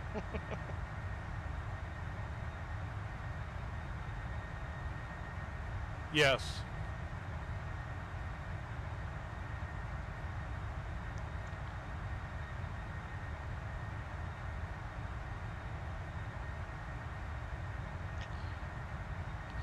This is has nothing to do with this, obviously, and I don't expect you to give any details, Mark, but just for my own curiosity, did John Condon ever give a reason as to why he suddenly just kind of bowed out of everything? You don't have to tell me what the reason was, but I'm just curious if there was one. I'm not sure on John. Gotcha. Just seemed totally out of the blue. I was like, what the heck?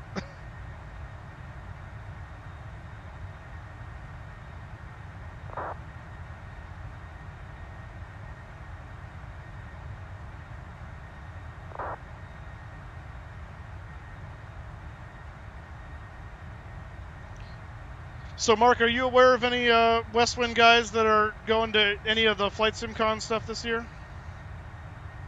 Besides me.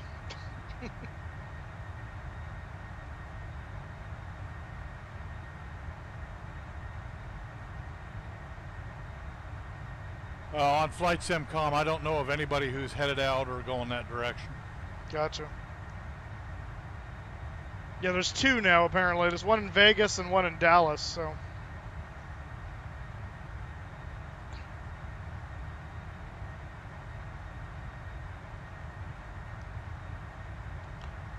Boy, manufacturer, you're never going to believe this, but Baxter came on like 5 minutes after you left.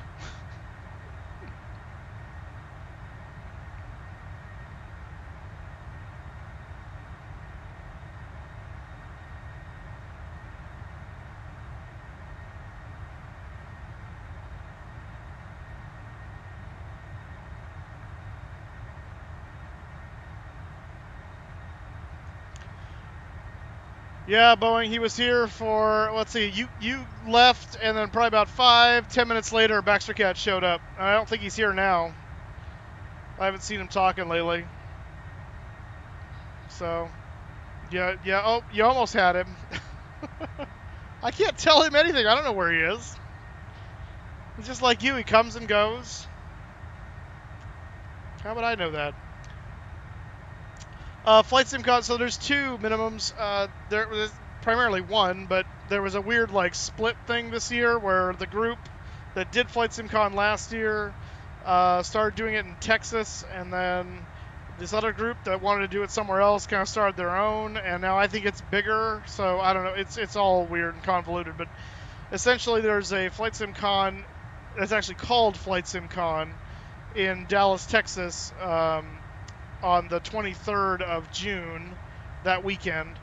And then there's Flight Sim Expo is what they're calling it, which is basically the same thing as Flight SimCon, happening in Vegas, the 9th, 10th area that weekend of June. So, two to choose from. At this time, last I checked, it looks like the Flight Sim Expo is going to be a lot of a bigger, more well-attended, at least as far as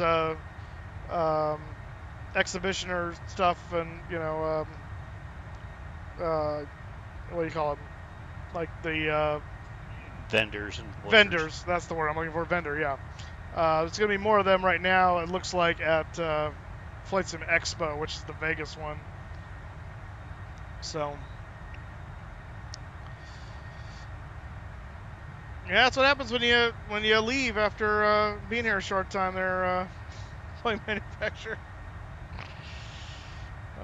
He showed up, and I was like, "Oh, Boeing manufacturer just left. He was looking for you."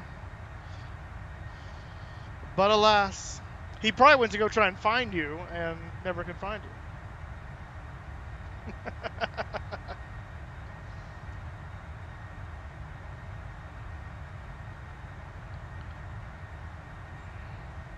Absolutely. I'm scheduled to be at both right now. So if you go to either one of them, the Vegas one, I'm only going to be there at this time. Only going to be there Saturday. The Dallas one, I'm going to be there both days, unless that. The Dallas one's kind of up in the air. I mean, I've got my flight for that, and I've got my hotel for that, but if it looks like it's going to end up being lame, then I'm probably going to save the money and do something else. But maybe I'll see if I can get my flight changed to somewhere and just go on vacation somewhere, like a. But yeah, so Vegas for sure because it's looking pretty legit. But yeah, so I got my room at the Flamingo all set up because that's what it is for Vegas, and I've got all that stuff set up for Dallas too. But like I said, I don't know with the way they're going. Like right now, let me pull up the websites for these guys. I'm gonna look at the Flight Sim Con one first.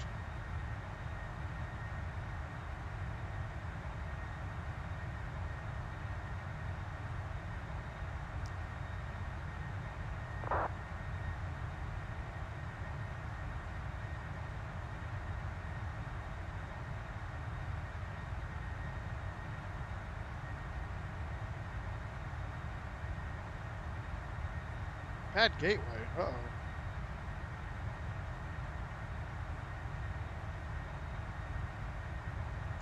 Would be if you...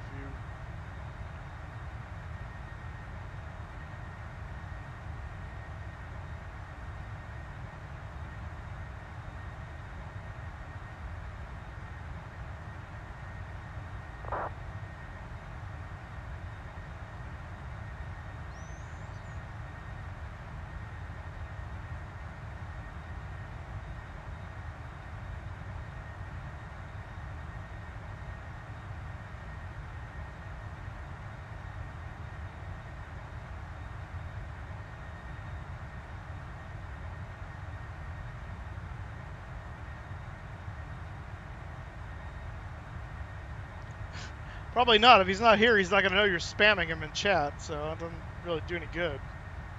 And if you just keep saying the same thing over and over again, NightBot's probably going to crack down on you, just saying.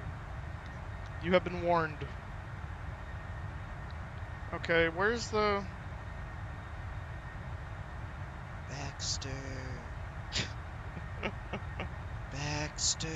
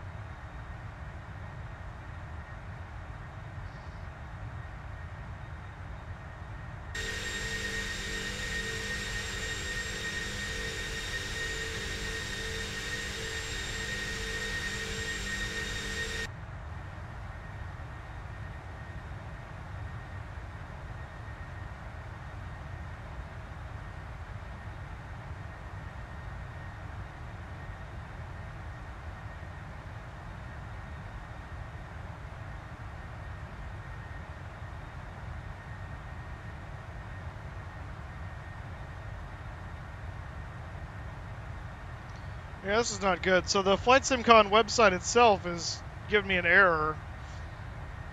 So it's interesting. There's still other information about it, other places, but you can sense him. Yeah, I think we're over the Baltic Sea, actually, at the moment. Yeah, we are. I just can't really tell because of the cloud layer, but...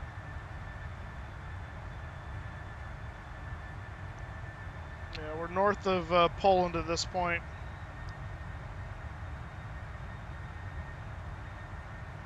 Yeah, I've got the Flight Sim website. It's working fine for me on the desktop. Oh, really? What's the web address you're going to? FlightSimCon, all one word.com. Try something else here.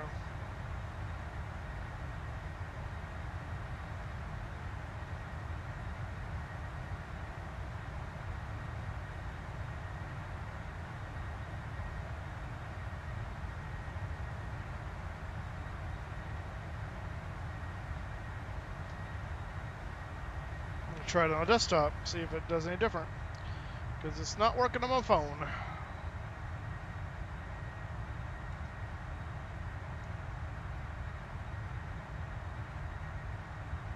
Oh, yeah, so the phone version of it must not be working for some reason, because, yeah, it comes up here on fine. So looking at what's slated so far as what they've got,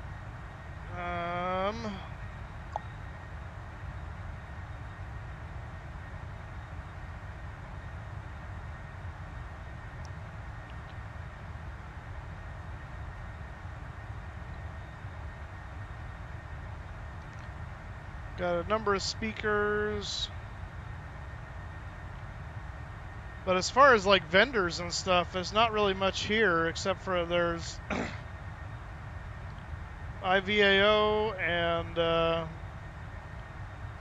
Association of Flight Simulator Builders and Instructors, Glam Aviation, the Cockpit Fest USA. And that's about it.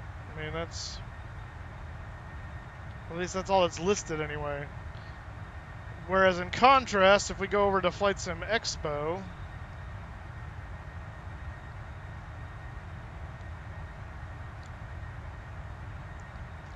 and we look down, we got the following, we've got Orbex, we got ADX, IC Game Studios, FlyJSim, Pilots, Rex Simulations, X-Plane 11, Aerosoft, Infinite Flight, Navigraph, SimFlight, SimMarket, Flight One Software, Hi-Fi Simulations, Jetline Systems, Prop Wash Simulation, Flight Beam, Go Flight, Prepared, Quality Wings, Stay Level, and then prize donors by Fly Tampa, FS to Crew, Genovation, Pilots ITV, Stay Level X-Craft. I mean, well, those are donors. So, you know, all those guys are exhibitors, including FS Dream Team, Javiator, IVAO, Just Flight, JetSim, Mindstar Aviation, Pilot Edge, VATSIM, VAT USA, VATStar, TFDI Design, Sky Blue Radio, Simware Kits. I mean, it's like everybody's here. Compared to Flight SimCon, it looks like everyone's abandoned it. So, yeah, it's kind of weird. No, it isn't. I mean, well, it's not, but it's unfortunate the way it happened. Vegas, Dallas, you decide. Oh, well, I know. That's a good point.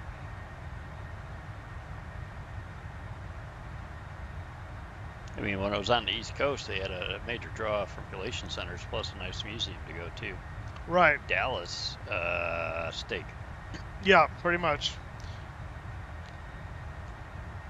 Yeah, there is an aviation museum at over by Love Field, I believe, but I don't know if that's up. That's the old CAF, aren't they just building theirs out? No, that's up and running. I was looking at their website because they were advertising for it on the FlightSimCon website. Let me see here. Dallas Aviation Museum. Frontiers of Flight Museum is the name of it.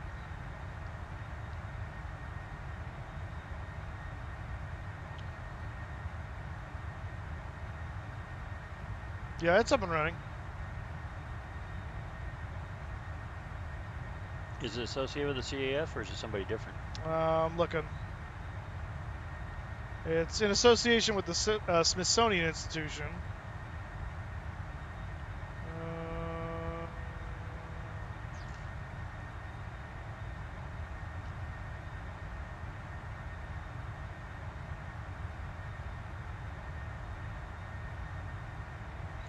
Yeah, I don't see anything about CAF on it, so... Yeah, I was going to say CAF be all over that if it was... Yeah, I'm on their website now. Yeah. Yes, I think that's different.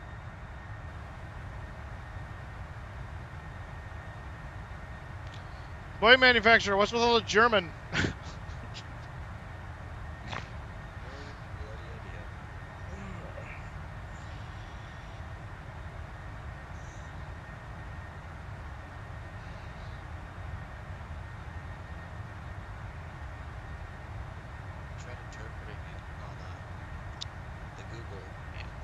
Said it was lines from was that like Last Days, whatever that movie was with Hitler.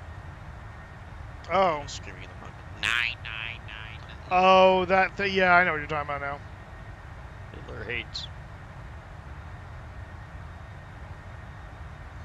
That's just what I interpreted as. I don't know if actually saying. Oh boy. The Southwest display is kind of funny. What'd you say? I was just looking at the museum website with the 737's nose stuck in the hangar. Oh, yeah.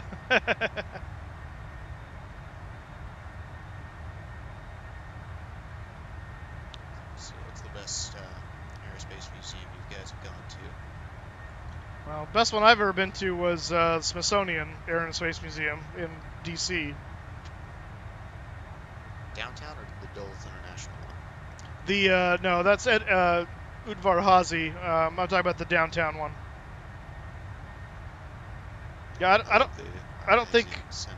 Yeah, I don't think Udvar Hazy was open yet when I went, because I went in 2001.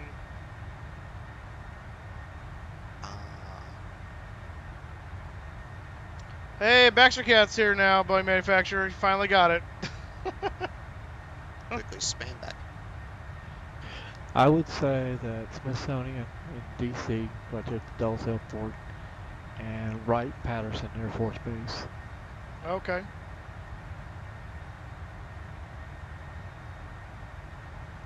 Yeah, I like Smithsonian, both of them, and Wright-Pat's really good if you're into the military. I live right down the road from it, so I love it. I mean, Delta for an airline is a pretty good museum. I have not seen the one for American, the Smith one. Mm-hmm.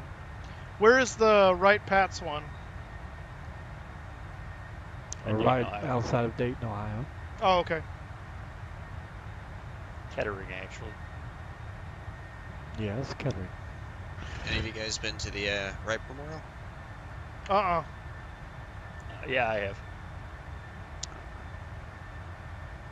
I've only been to it a couple times, but I live here in North Carolina, so I only live like an hour and a half, 2 hours away from it.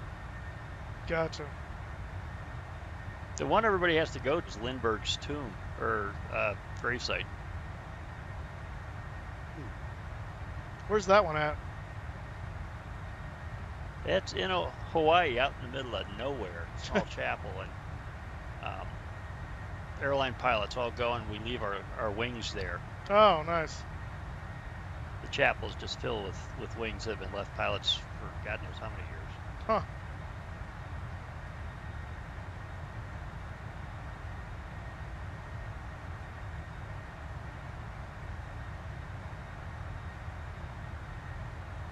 Yes, Baxter, that is German he's speaking. I can't necessarily translate it, but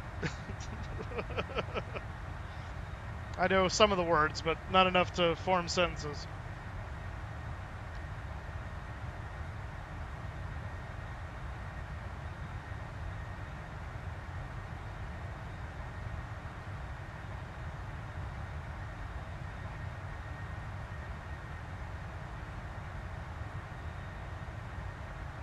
there's a really good little air museum that's down the zoo.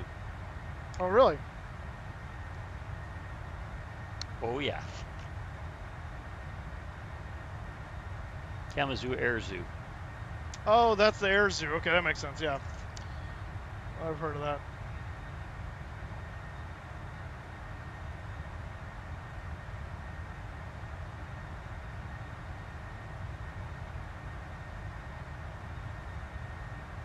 I've been to the small museum down in Charlotte, North Carolina. That's the one that they have the Miracle on the Hudson plane. What was it?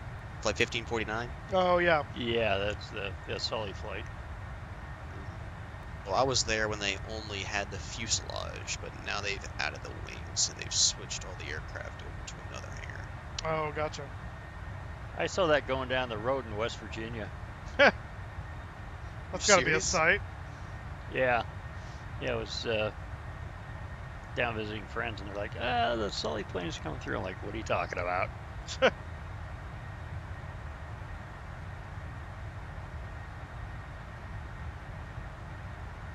That's funny.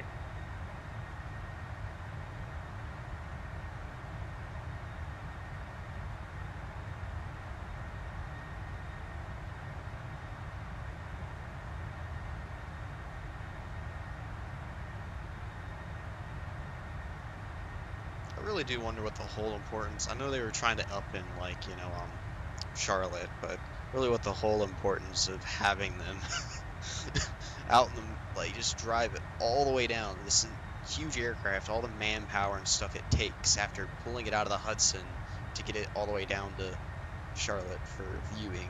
Like, oh, just kind of, it seems like a waste of resources. I mean, I don't care. I live in North Carolina. It gives me a chance to see it. I just use it for selfish reasons, but hey.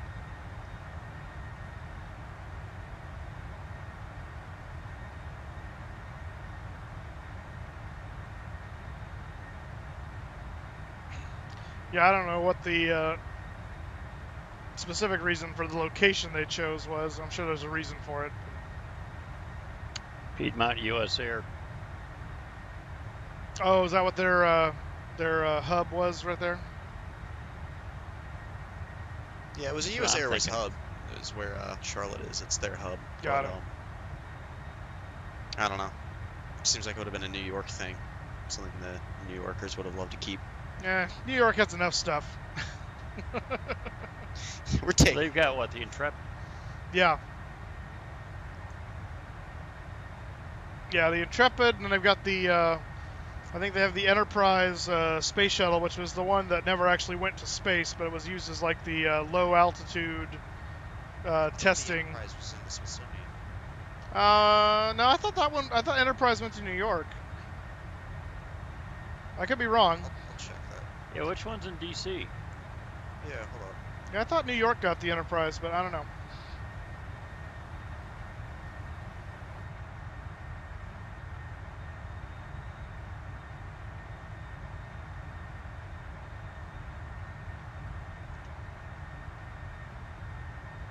I know we have Endeavour over here in California in the Space Museum in SoCal.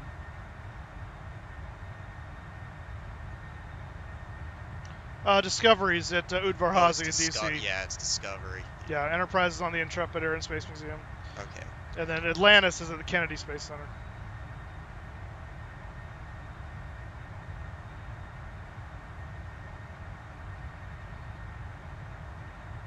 We have one out here in LA at the Air and Space Museum too. Yeah, that was the Endeavour I was talking about. I went down there and saw that come into LAX. That was really cool. I know we do have the Challenger out in the middle of the Atlantic. Well, pieces of it. Oh, that's in a missile silo in Florida. Wait, what was that about a missile silo? I think they put all the Challenger stuff in that missile silo and sealed it, did they? Oh, I have no idea. Very possible. Sounds about right for the government to do that.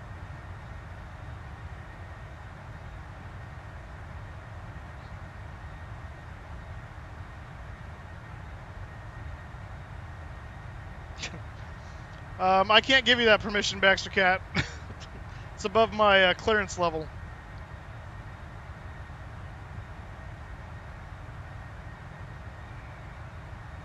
I don't think you can land there, but I think you can just fly over.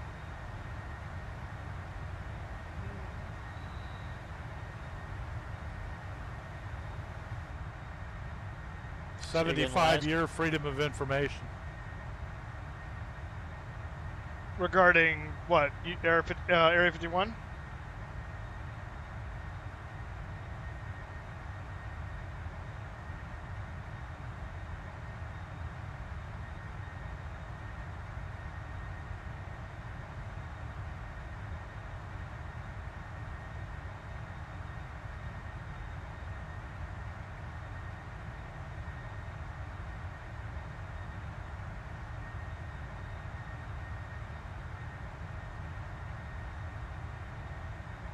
No, the missile silo. Oh, okay.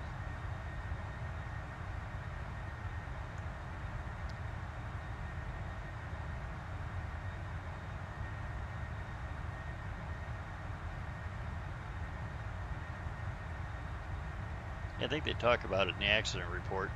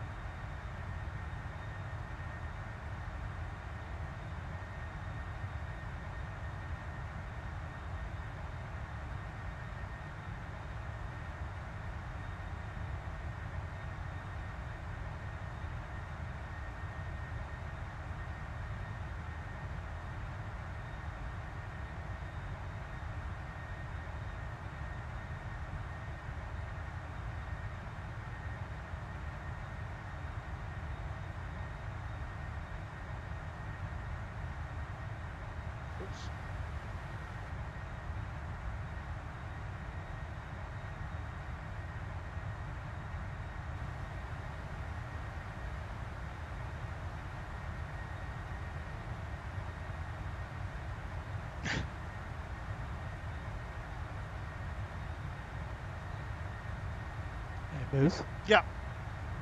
You ready to start talking about approach? Yeah, we can do that. It's probably getting close to that time. Let's see, how far... You got lots of time.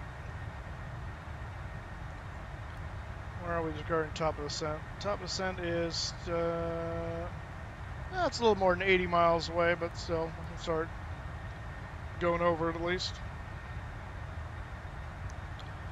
Let me pull up my chart here. Jump in with two more good museums to go to. Is Palm Springs has got a really good museum, and so does Pima County outside of Tucson with the Boneyard. Oh, yeah. I never knew Palm Springs had a good aviation museum, though. I've been there a number of times. You got a lot of the collection that was at Plains of Fame East out of Minnesota when Bob Pond retired and took it all out west. Oh, really? Oh. Interesting. Yeah, that's who I flew with for a while. Gotcha.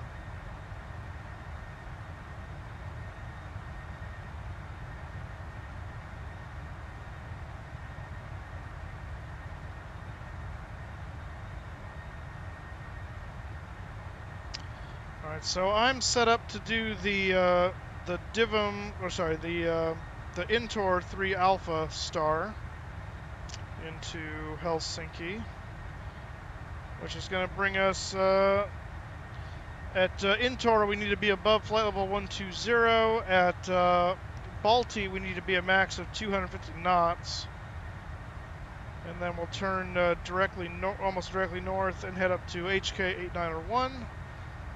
At Luvex need to be above 3,000 and 220 knots. Maximum 220 knots, and then at HK 906 above 3,000 and max 220 knots still. And actually that Now left turn to HK 904, and then finally Bimvu, which is the end of the star, and that's above 3,000 and max 210. And then we'll head into Helsinki. It's approach for only 22 left, so that's what we're going to be landing on. And 22 left. ILS is 110.3. I did verify that in prepared FSX scenery. It is the same, so that's normal. Runway heading's 219er. Transition altitude is 5,000 feet, so we can change that in the FMC here.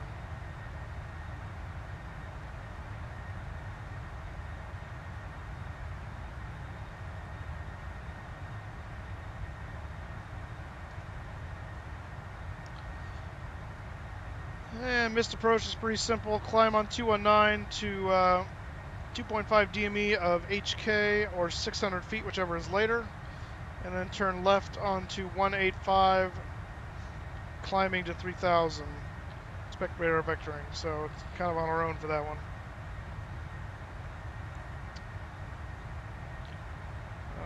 On approach, our MSA is 1,800, and on a missed approach, MSA is 2,200.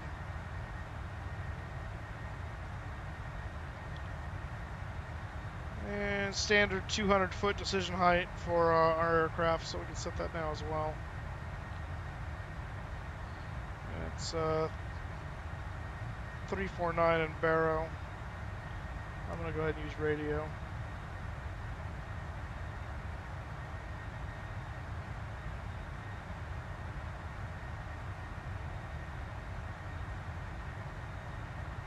Let's see what the weather's doing over there. 122.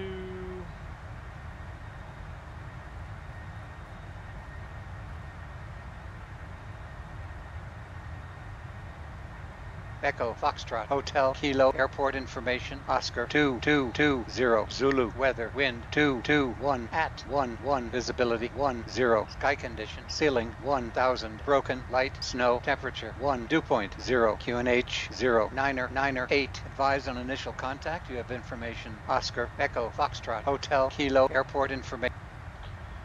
Okay, so we got a little bit of snow going into Helsinki, it looks like. Visibility's okay, ceiling's 1,000 feet. So we'll be doing anti-ice and 0909 or 8 right now. We'll get that as we get closer and make sure that's still the same. But right now, that looks like what we got. So pretty straightforward. Let's just double check our altitudes here on our landing page, and make our legs page rather. Make sure we're not.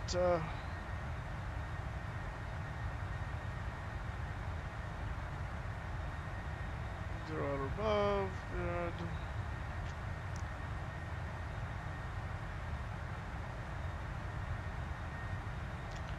And Tixt is the star 3000. Okay, that's fine. Yep, that looks good.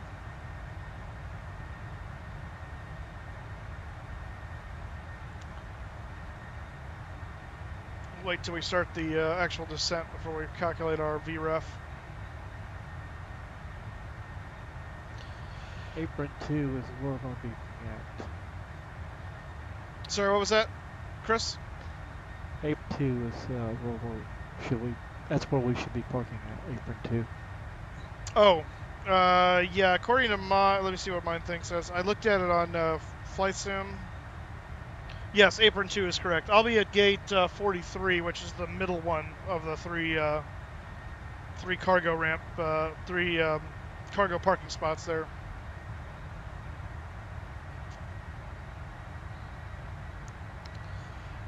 Kevin, Simon, hello, welcome to the stream. Thank you for subbing. If your name doesn't show up, that's probably because you get your sub set to private, but that's okay. Thank you for letting me know.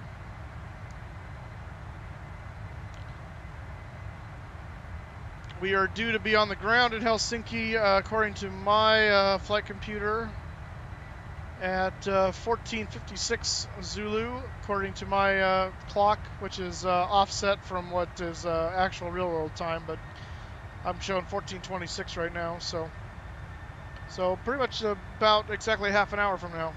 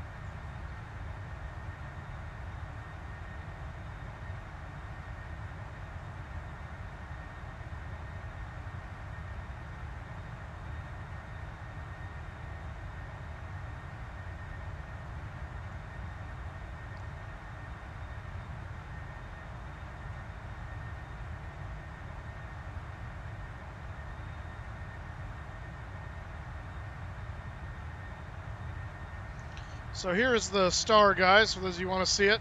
This is brought to you by Navigraph, so I have a subscription for them. So we're coming on the Intor approach here. So this is this is the last fix on the route before the arrival and the first fix of the arrival. So we got to be max 250 by Balti, and then we're coming up here. We're going to join this one, which is the Divum 2 Alpha, and we got to be Luvex 220, max 220 above 3,000, above 3,000 max 220, and then we come around here in a Bimvu max 210 and above 3,000, and on into 22 left. So once we land, since we're landing 22 left, we can look at the airport chart here. So we'll be coming in here. This is our parking area right over here, this apron 2 that Chris was talking about. So we'll come in. We'll probably, my guess, we'll probably make it off at Zulu Juliet right here, this high speed. If not, we'll make the Zulu Lima. And then we'll take Zulu all the way back to Yankee, and Yankee all the way down to Delta Juliet right here into apron 2. So those will be our taxi. And then this is the approach plate for 22 left. It's showing the missed approach route right here, which is climb 219 to 2.5 DME of HK, which is the Helsinki NDB right there. And then, right there is the Helsinki NDB, sorry. It's probably actually a marker beacon, but. And then left turn onto 185, climbing to 3,000, and then vectors back to the airport. Transition level right there, 5,000. And our decision height right there, 200 feet. And that's what we're going to do. 110.3, which will be programmed in automatically by the 7.4. I almost forgot that last night on the 7.3 because the 7.3 doesn't do that. And so we got that figured out, but that's what we're going to be doing.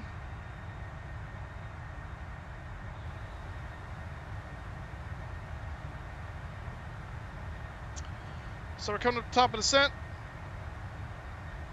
And so our only altitude restriction is the above 3,000. So I'm going to put the 3,000 in the box and let the descent profile go down as far as it wants to go, but no further beyond that.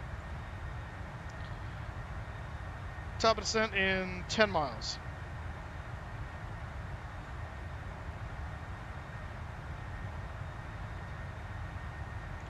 Where'd Chris go?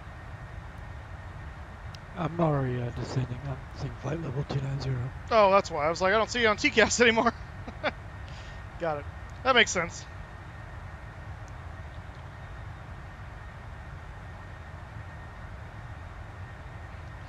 Oh, that's so funny. Baxter Cat and Boeing manufacturers have this whole little like thing they just do off each other in chat. Cracks me up. And what do we get during the brief? What was that now? And what we forget to talk about during the arrival brief.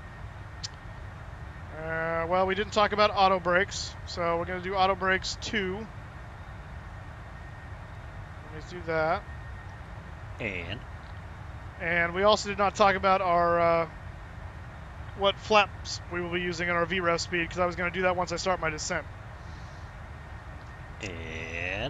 And you'll have to fill me in on the next and. You got visible moisture, and I'm assuming it's going to be cold, so what are you going to do for anti-ice?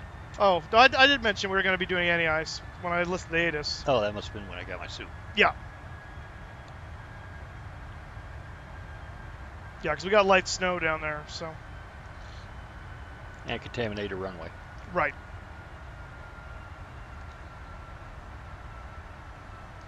Clayton Kibler, Inter-Alaska flying.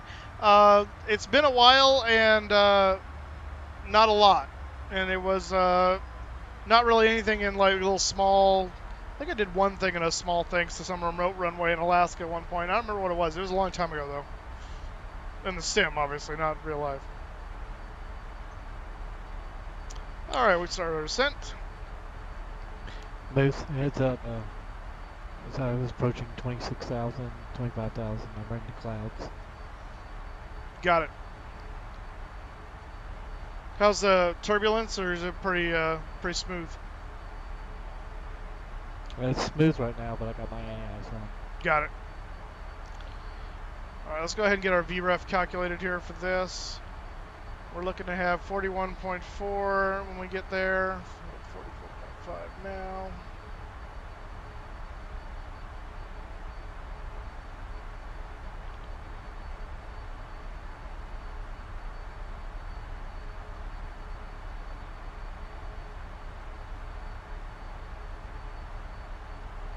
You know there's a problem when the pilot comes on and says, where did those trees come from?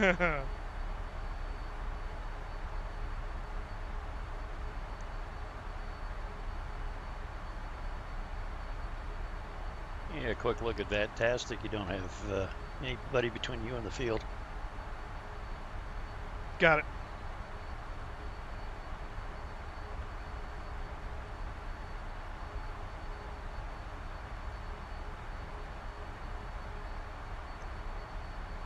But other than Chris. Yeah. All right, so we're looking at flaps 30, a VREF of 154 today. And I'm going to step away from the mic for a second because I got to take a call from my gardener for church, so stand by.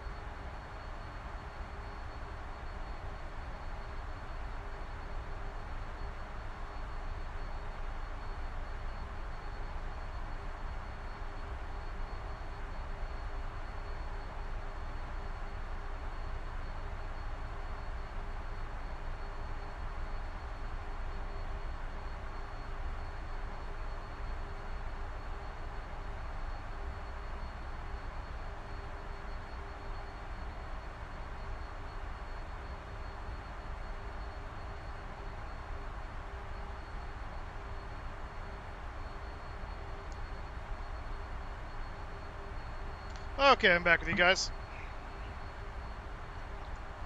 We were discussing your swimming pool there at the clock on the cloud deck. Yeah, right? Isn't that nice? A nice square looking deal.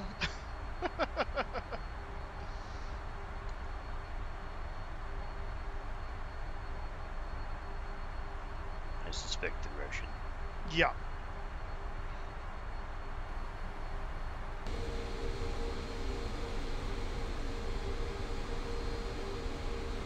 So in the 777, I've got both autopilots are LNAV and VNAV. I should be able to do a full Cat 3. Cat 3 approach. Should be able to. I don't know where the annunciator is for that on the 777. Or I should say auto land. Yeah. It doesn't show up on the PFD. I have no idea. I know. Well, I have limited experience. Sure.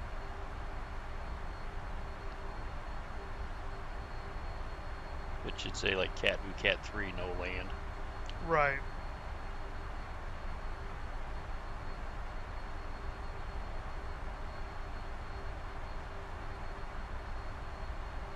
And now that I think about it, it might be to the right of the command on the artificial horizon.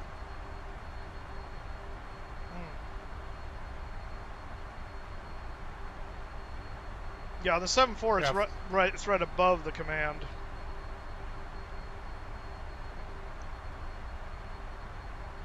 What were you gonna say, Mark? I was going to say that I think that all three of your autopilots engage. Yeah, mine will, and I think the trip will probably do the same when it gets on the final approach. That all three light up. Yeah, but I think that's your auto land annunciator too.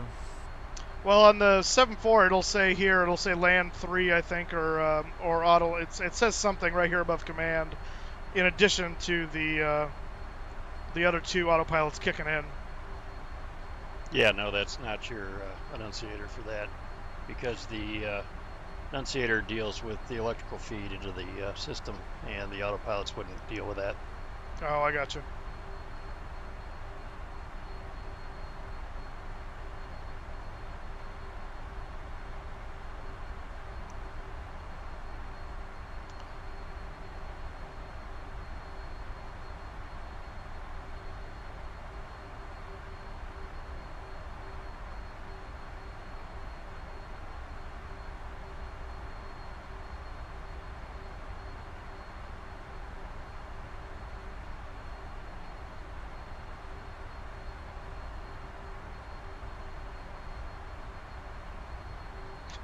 See, I even learned something. There you go. Trust me, I still do after 30 years.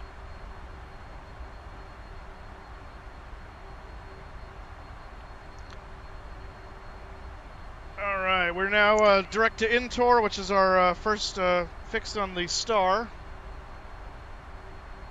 Do love your cloud deck. Right?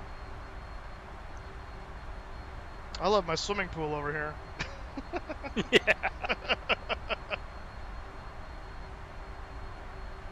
That was California, I understand it. Yeah. I love it when they make a fresh product fee on red-eye flights.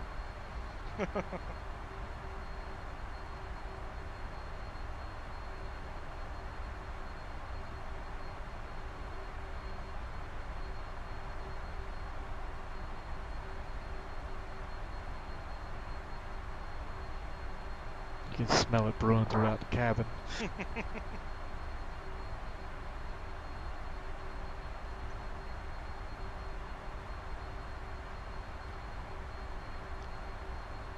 Just don't drink it.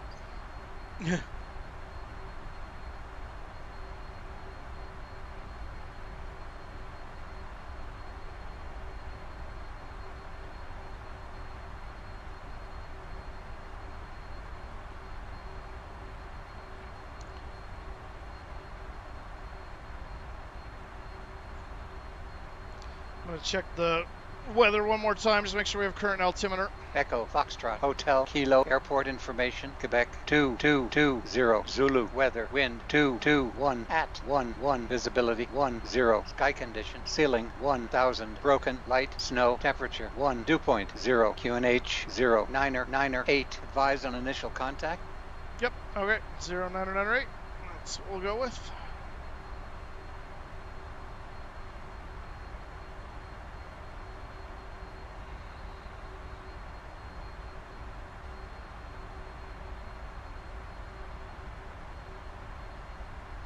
Running active sky, aren't you, Moose? Yeah, Active Sky 2016. Now, do you import your flight plan into that as well? I do, because I discovered with Active Sky Next, if I do, it does a better job of like grabbing the weather en route and making sure it's loaded up. I would find like if I started at an airport, the weather wouldn't necessarily inject right away or quite as accurately for some reason, but as soon as I loaded the flight plan to say, hey, I'm here and I'm going to there, then it was a lot more accurate. So I do it primarily for that, but then it allows me to do that through the comm system to get the current weather, get the METAR. Yeah, I've just never seen you do that before. Yeah, I do it occasionally. Do you load up the weather into the active sky. Oh, I got you. Yeah, I usually do that off screen, so it's not usually visibly done. But yeah, so here's I'll bring us over. So here's 2016 for P3D, so it's all in here, and I can look at the briefing and see what the expected weather will be when I'm taking off and stuff like that. So it's very nice for that.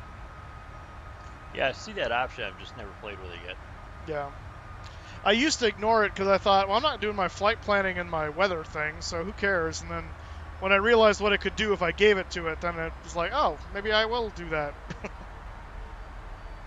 Nice little tool. Yeah. Chris, what altitude you at? 9,500. Got it. I'm at 16.4 right now.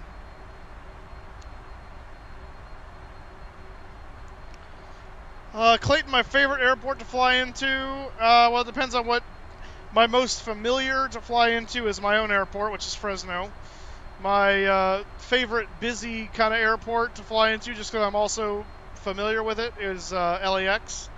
And then if you want to talk like fun approaches and stuff like that, then you start getting into things like Reagan with the Potomac approach, which is the following the Potomac over across, then turning at the last minute for the runway. That's a lot of fun to do and stuff like that. So kind of just depends on what you mean by favorite, I guess.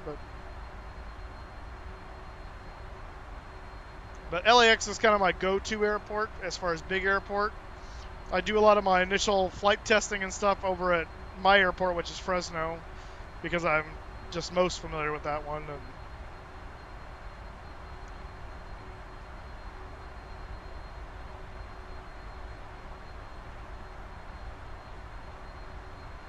it's a shame we lost TAC.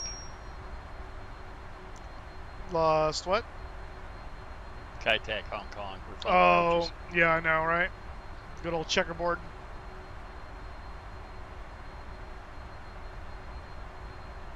Fly Tampa, Hong Kong in your simulator, don't you? I don't. Yeah, but it's the same. Yes, that's yeah. You can get an add-on that's pretty good. I've seen an add-on that's excellent, but I just don't do enough flying into Hong Kong to warrant buying it.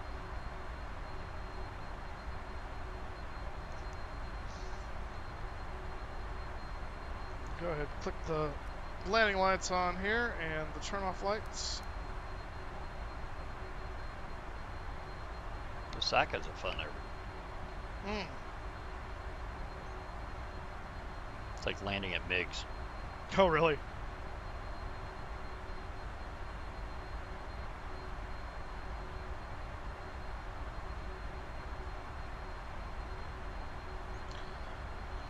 Alright guys, if you haven't already, hit that like button and that subscribe button. We are getting ready to land passing 13,000 feet. Landing on 22 left here in Helsinki, Finland. We got a little bit of light snow, I'm told. And winds aren't too bad. basically 220, basically dead on headwind at about 11 knots. So that should be pretty simple. Did you recon the field before you streamed? Did I what now? Did you look at the field before you came? Oh, you mean like on like here at the like in the sim or on aircraft editor or in the sim to make sure that it matches up what? Oh yeah. No, what I do is I have what's the airport design editor, and so I'll load up the default airport in that and look at it and compare it to the map, and it's pretty stinking close. That's where I compare the ILSs to make sure that what I have for the charts is actually correct for the field. Yeah. Because every once in a while you get one that's not correct anymore, and then it screws everything up. So. Yeah, I did that with Calgary, trying to shoot an approach into a runway that wasn't there. Yeah, exactly.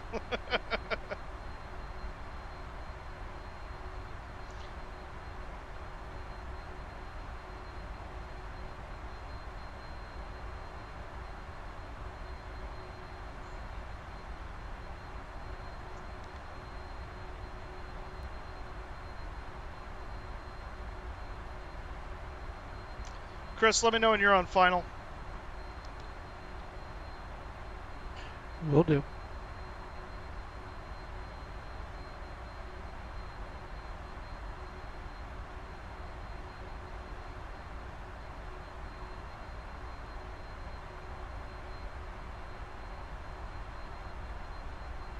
Let's do our seatbelt light turn back on here.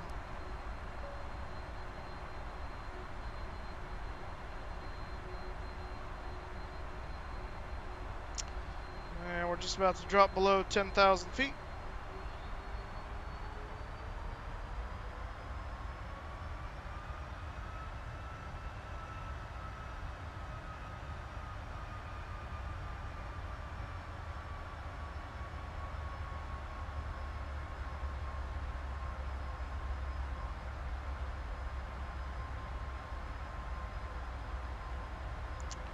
It looks very cold.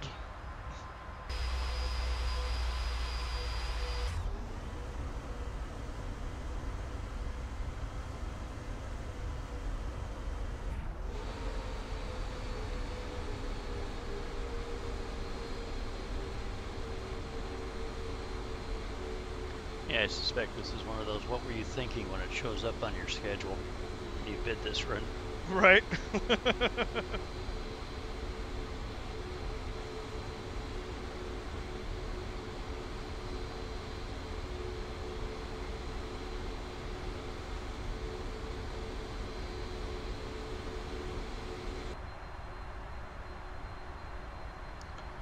This will be the last of our Scandinavian visits. And from here, I think we're going to Moscow and then to Zurich, and then Zurich will be our, we'll depart out of Europe. So we're almost done with the Euro tour. You gonna do your pond jump, Zurich? No, that'll be separate. That won't really be part of the tour, because we're going to go from Europe kind of over to the Middle East and then over to India and such. So the pond thing is just because it came up, I want to do it. So I haven't decided what point we'll jump off the continent for the across the pond. There's like 5 different, maybe just 3 different. There's 3 or 5 different departure airports for that, and I got to look at them again and see what I want to do. Giant 85 on final, 22 left. Fanta. Copy that.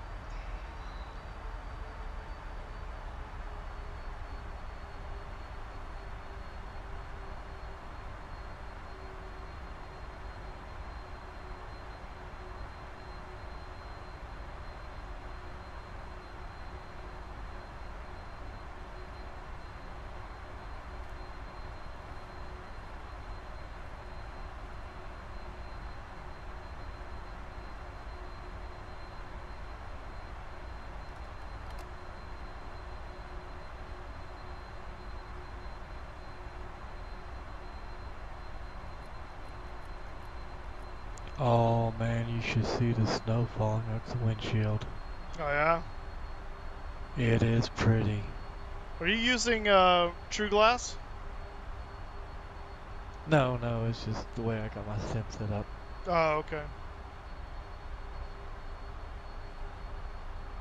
Are you in P3D or FSX?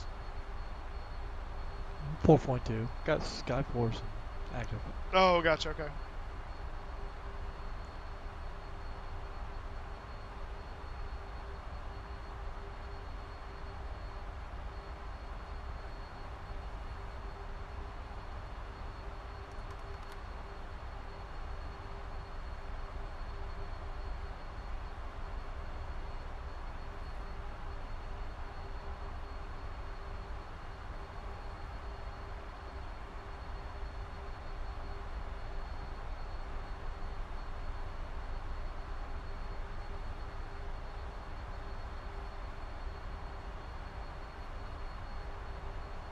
And there's our transition altitude.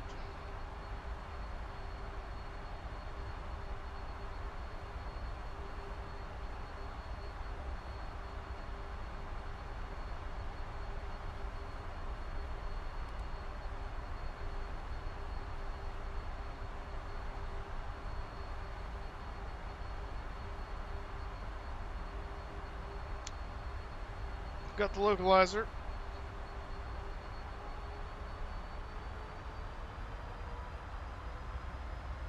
It's in full auto land. The LNAV and the VNAV. His lights went out.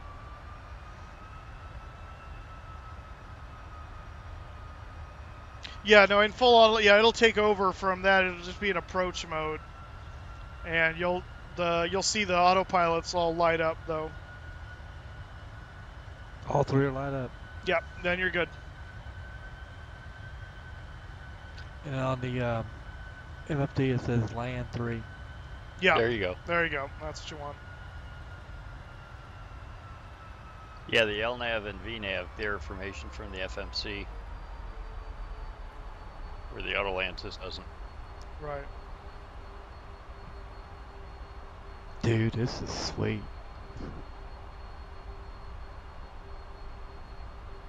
It's spooky when you do it in real life. I'll bet. Look, Jers, I'm not flying the plane. No hands. No.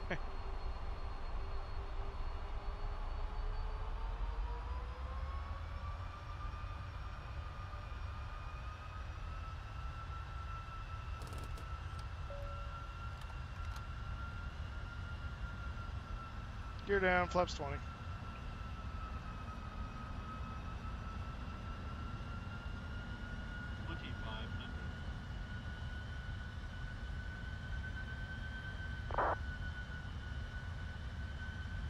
Got you about 6 miles ahead of us.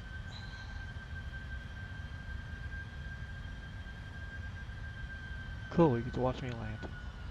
Well, right now I just see clouds, but see you on TCAS.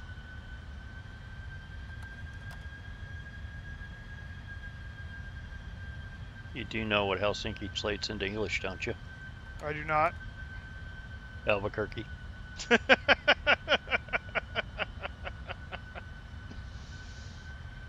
Oh, there's the snow.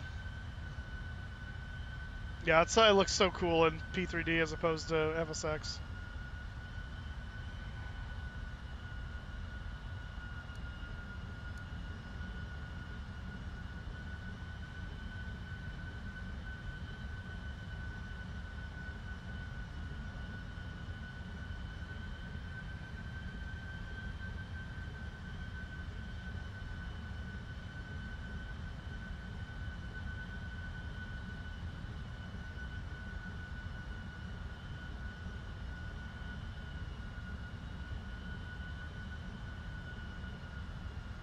Wind's coming almost straight ahead. Land 3 indication. Gear down, green, flaps 30, green light. Auto brakes at 2, anti-ice is on. And runway in sight. Giant 85 is cleared the runway. Thank you, sir. My aircraft.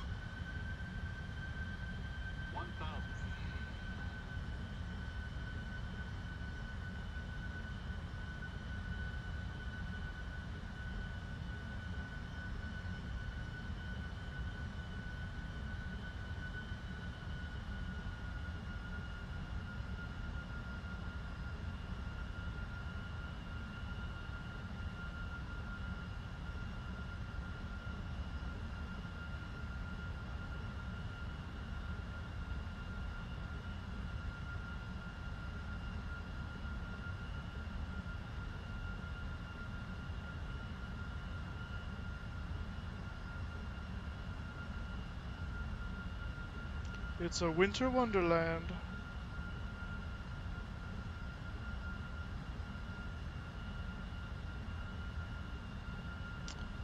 Oh, see you on the taxiway there. Approaching minimums. Minimums. Landing.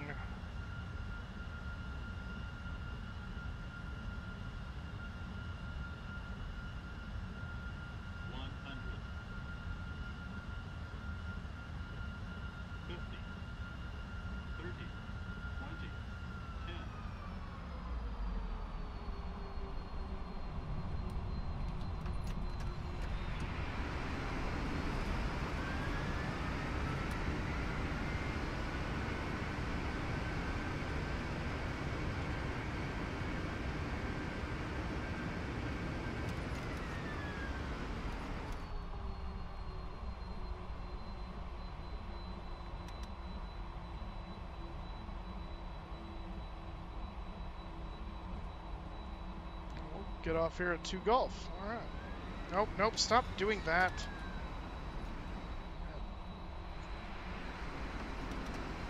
What are you people doing?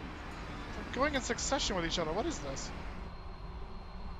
You are at neutral. Stay there.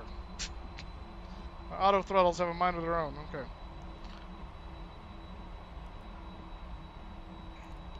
Landing lights off. You know, for a great simulation, those windshield wipers look so cheesy. I know, right? We can turn off the anti-ice at this point. And we'll turn off the strobes. And APU start.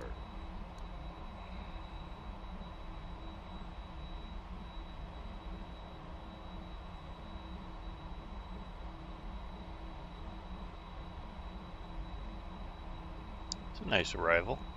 Thank you. It's a little bit high on final, but nice arrival. Yeah, a little high. This default, this airport's not too bad. No, it's not actually. And it's actually, I mean, for Helsinki. Well, yeah, the layout compared to what is real life is actually pretty spot on too. I mean, it's, yeah, so.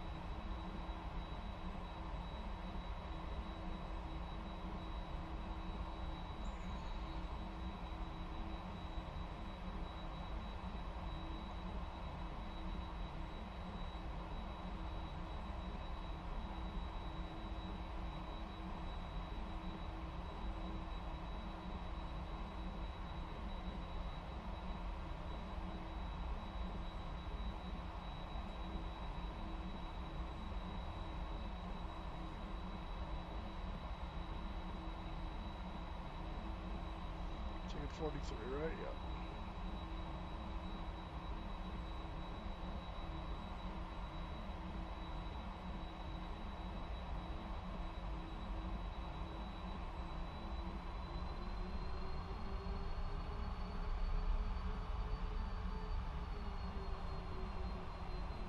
Just remember, Chris, that middle cargo spot's mine.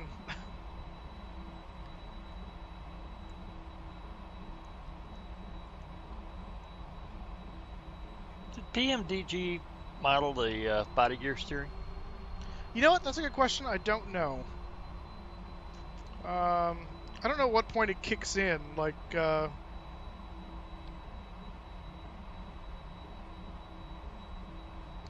it's I know it's modeled at least as far as the equipment on the gear. I don't know. It's functional.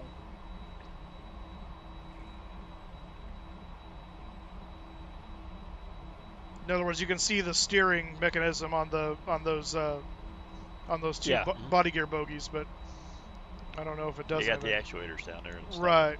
Yeah.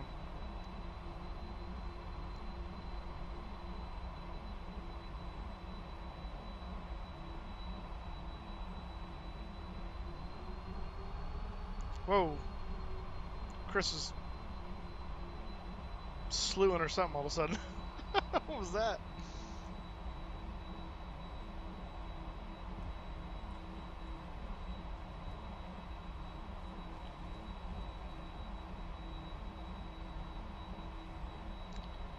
Alright, we're going to look for here. We should be getting off at Delta Juliet, I think, because this is Yankee Hotel.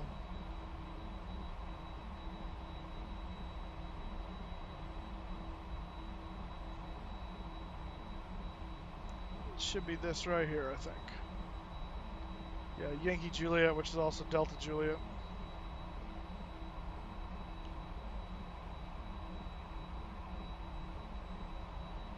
Go on to Delta, and I'll take us to the ramp.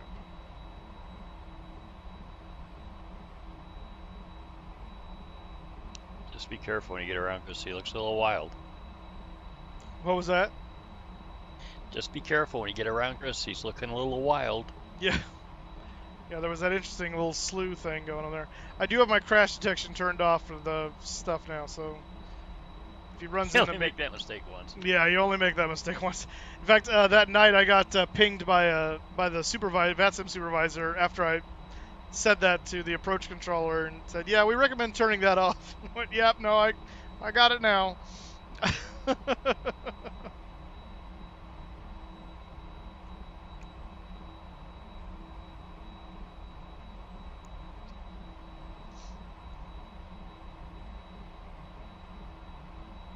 This is a nice default air. I know, right?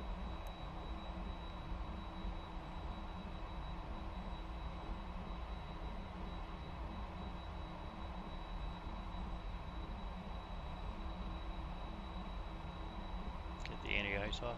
Yeah.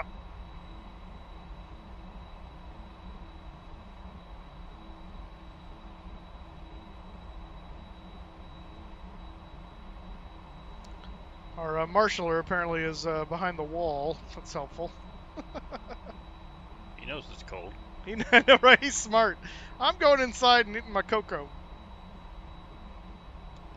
I'm not too well about when they put him on the ladders. Yeah, that's kind of weird. They did that for a while, like everywhere for me, and then all of a sudden that was gone. It's kind of goofy. Guess that stopped right. Yeah, I was flying the CRJ and they had it. Really? Yeah, that's really unnecessary on the CRJ.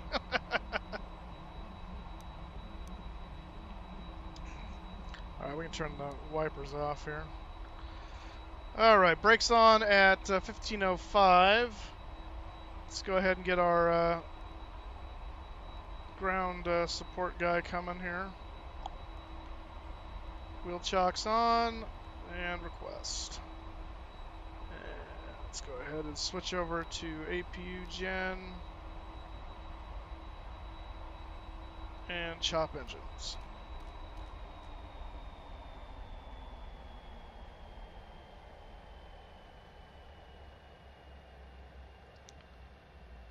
Okay, okay.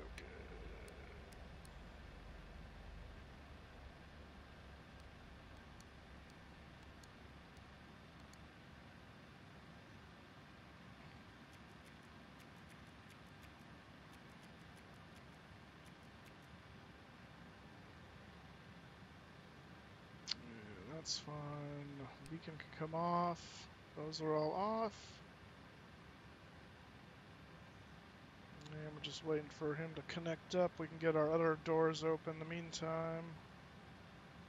Oh, I think he's there now. Yes, he is. Okay. So, doors. Open those two. Open, open, open, and open. Alrighty, guys.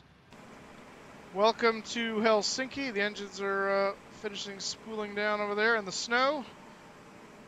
Our second snowy arrival. Our arrival into Paris was nice and snowy, and now our arrival into Helsinki has been nice and snowy, which is a really cool looking effect, I gotta say. I love the snow effect in P3D V2. That is beautiful. So yeah. All right, guys. Well, thanks for coming along. We're gonna end here. We will be, like I said, we will not going to stream next Thursday on ATS because I've got a birthday dinner for my sister. We're going to do. She's almost 30. She's going to be 29, and but not till April technically. But you know, we got to celebrate it now. And then Friday, we'll be flying. Friday Night Ops Friday is Seattle, I believe. And so we'll do something fun out of there, or something into Seattle. But again, we won't get on until probably 5 or so my time, Pacific time, due to a Good Friday service. So, and then Saturday I think will be normal. So, all right. Thanks for coming along with us, Chris. It was a pleasure flying with you. He's over here at the cargo ramp. He's Atlas, but he's showing his Garda because, you know, model livery match didn't quite take there, but oh well. Oh well. Oh well. So, and it was good having you, Tim and Mark and Fox Flyer on TeamSpeak with me. We had David for a while there and Kelsey for a while there. And for all of you in chat, thanks for coming along and enjoying. If you haven't already, hit that like button, hit that subscribe button. Stream regularly on Thursdays, Fridays, and Saturdays generally. ATS usually on Thursdays, and then Flight Sim on Friday, Saturday. So yeah. Have a wonderful rest of your weekend, and we'll see you next time. What are you going to say, Tim? You take care, Moose. All right. See you, man. Have a good night, Moose. Have a good night, guys. Yeah, thanks. Yeah,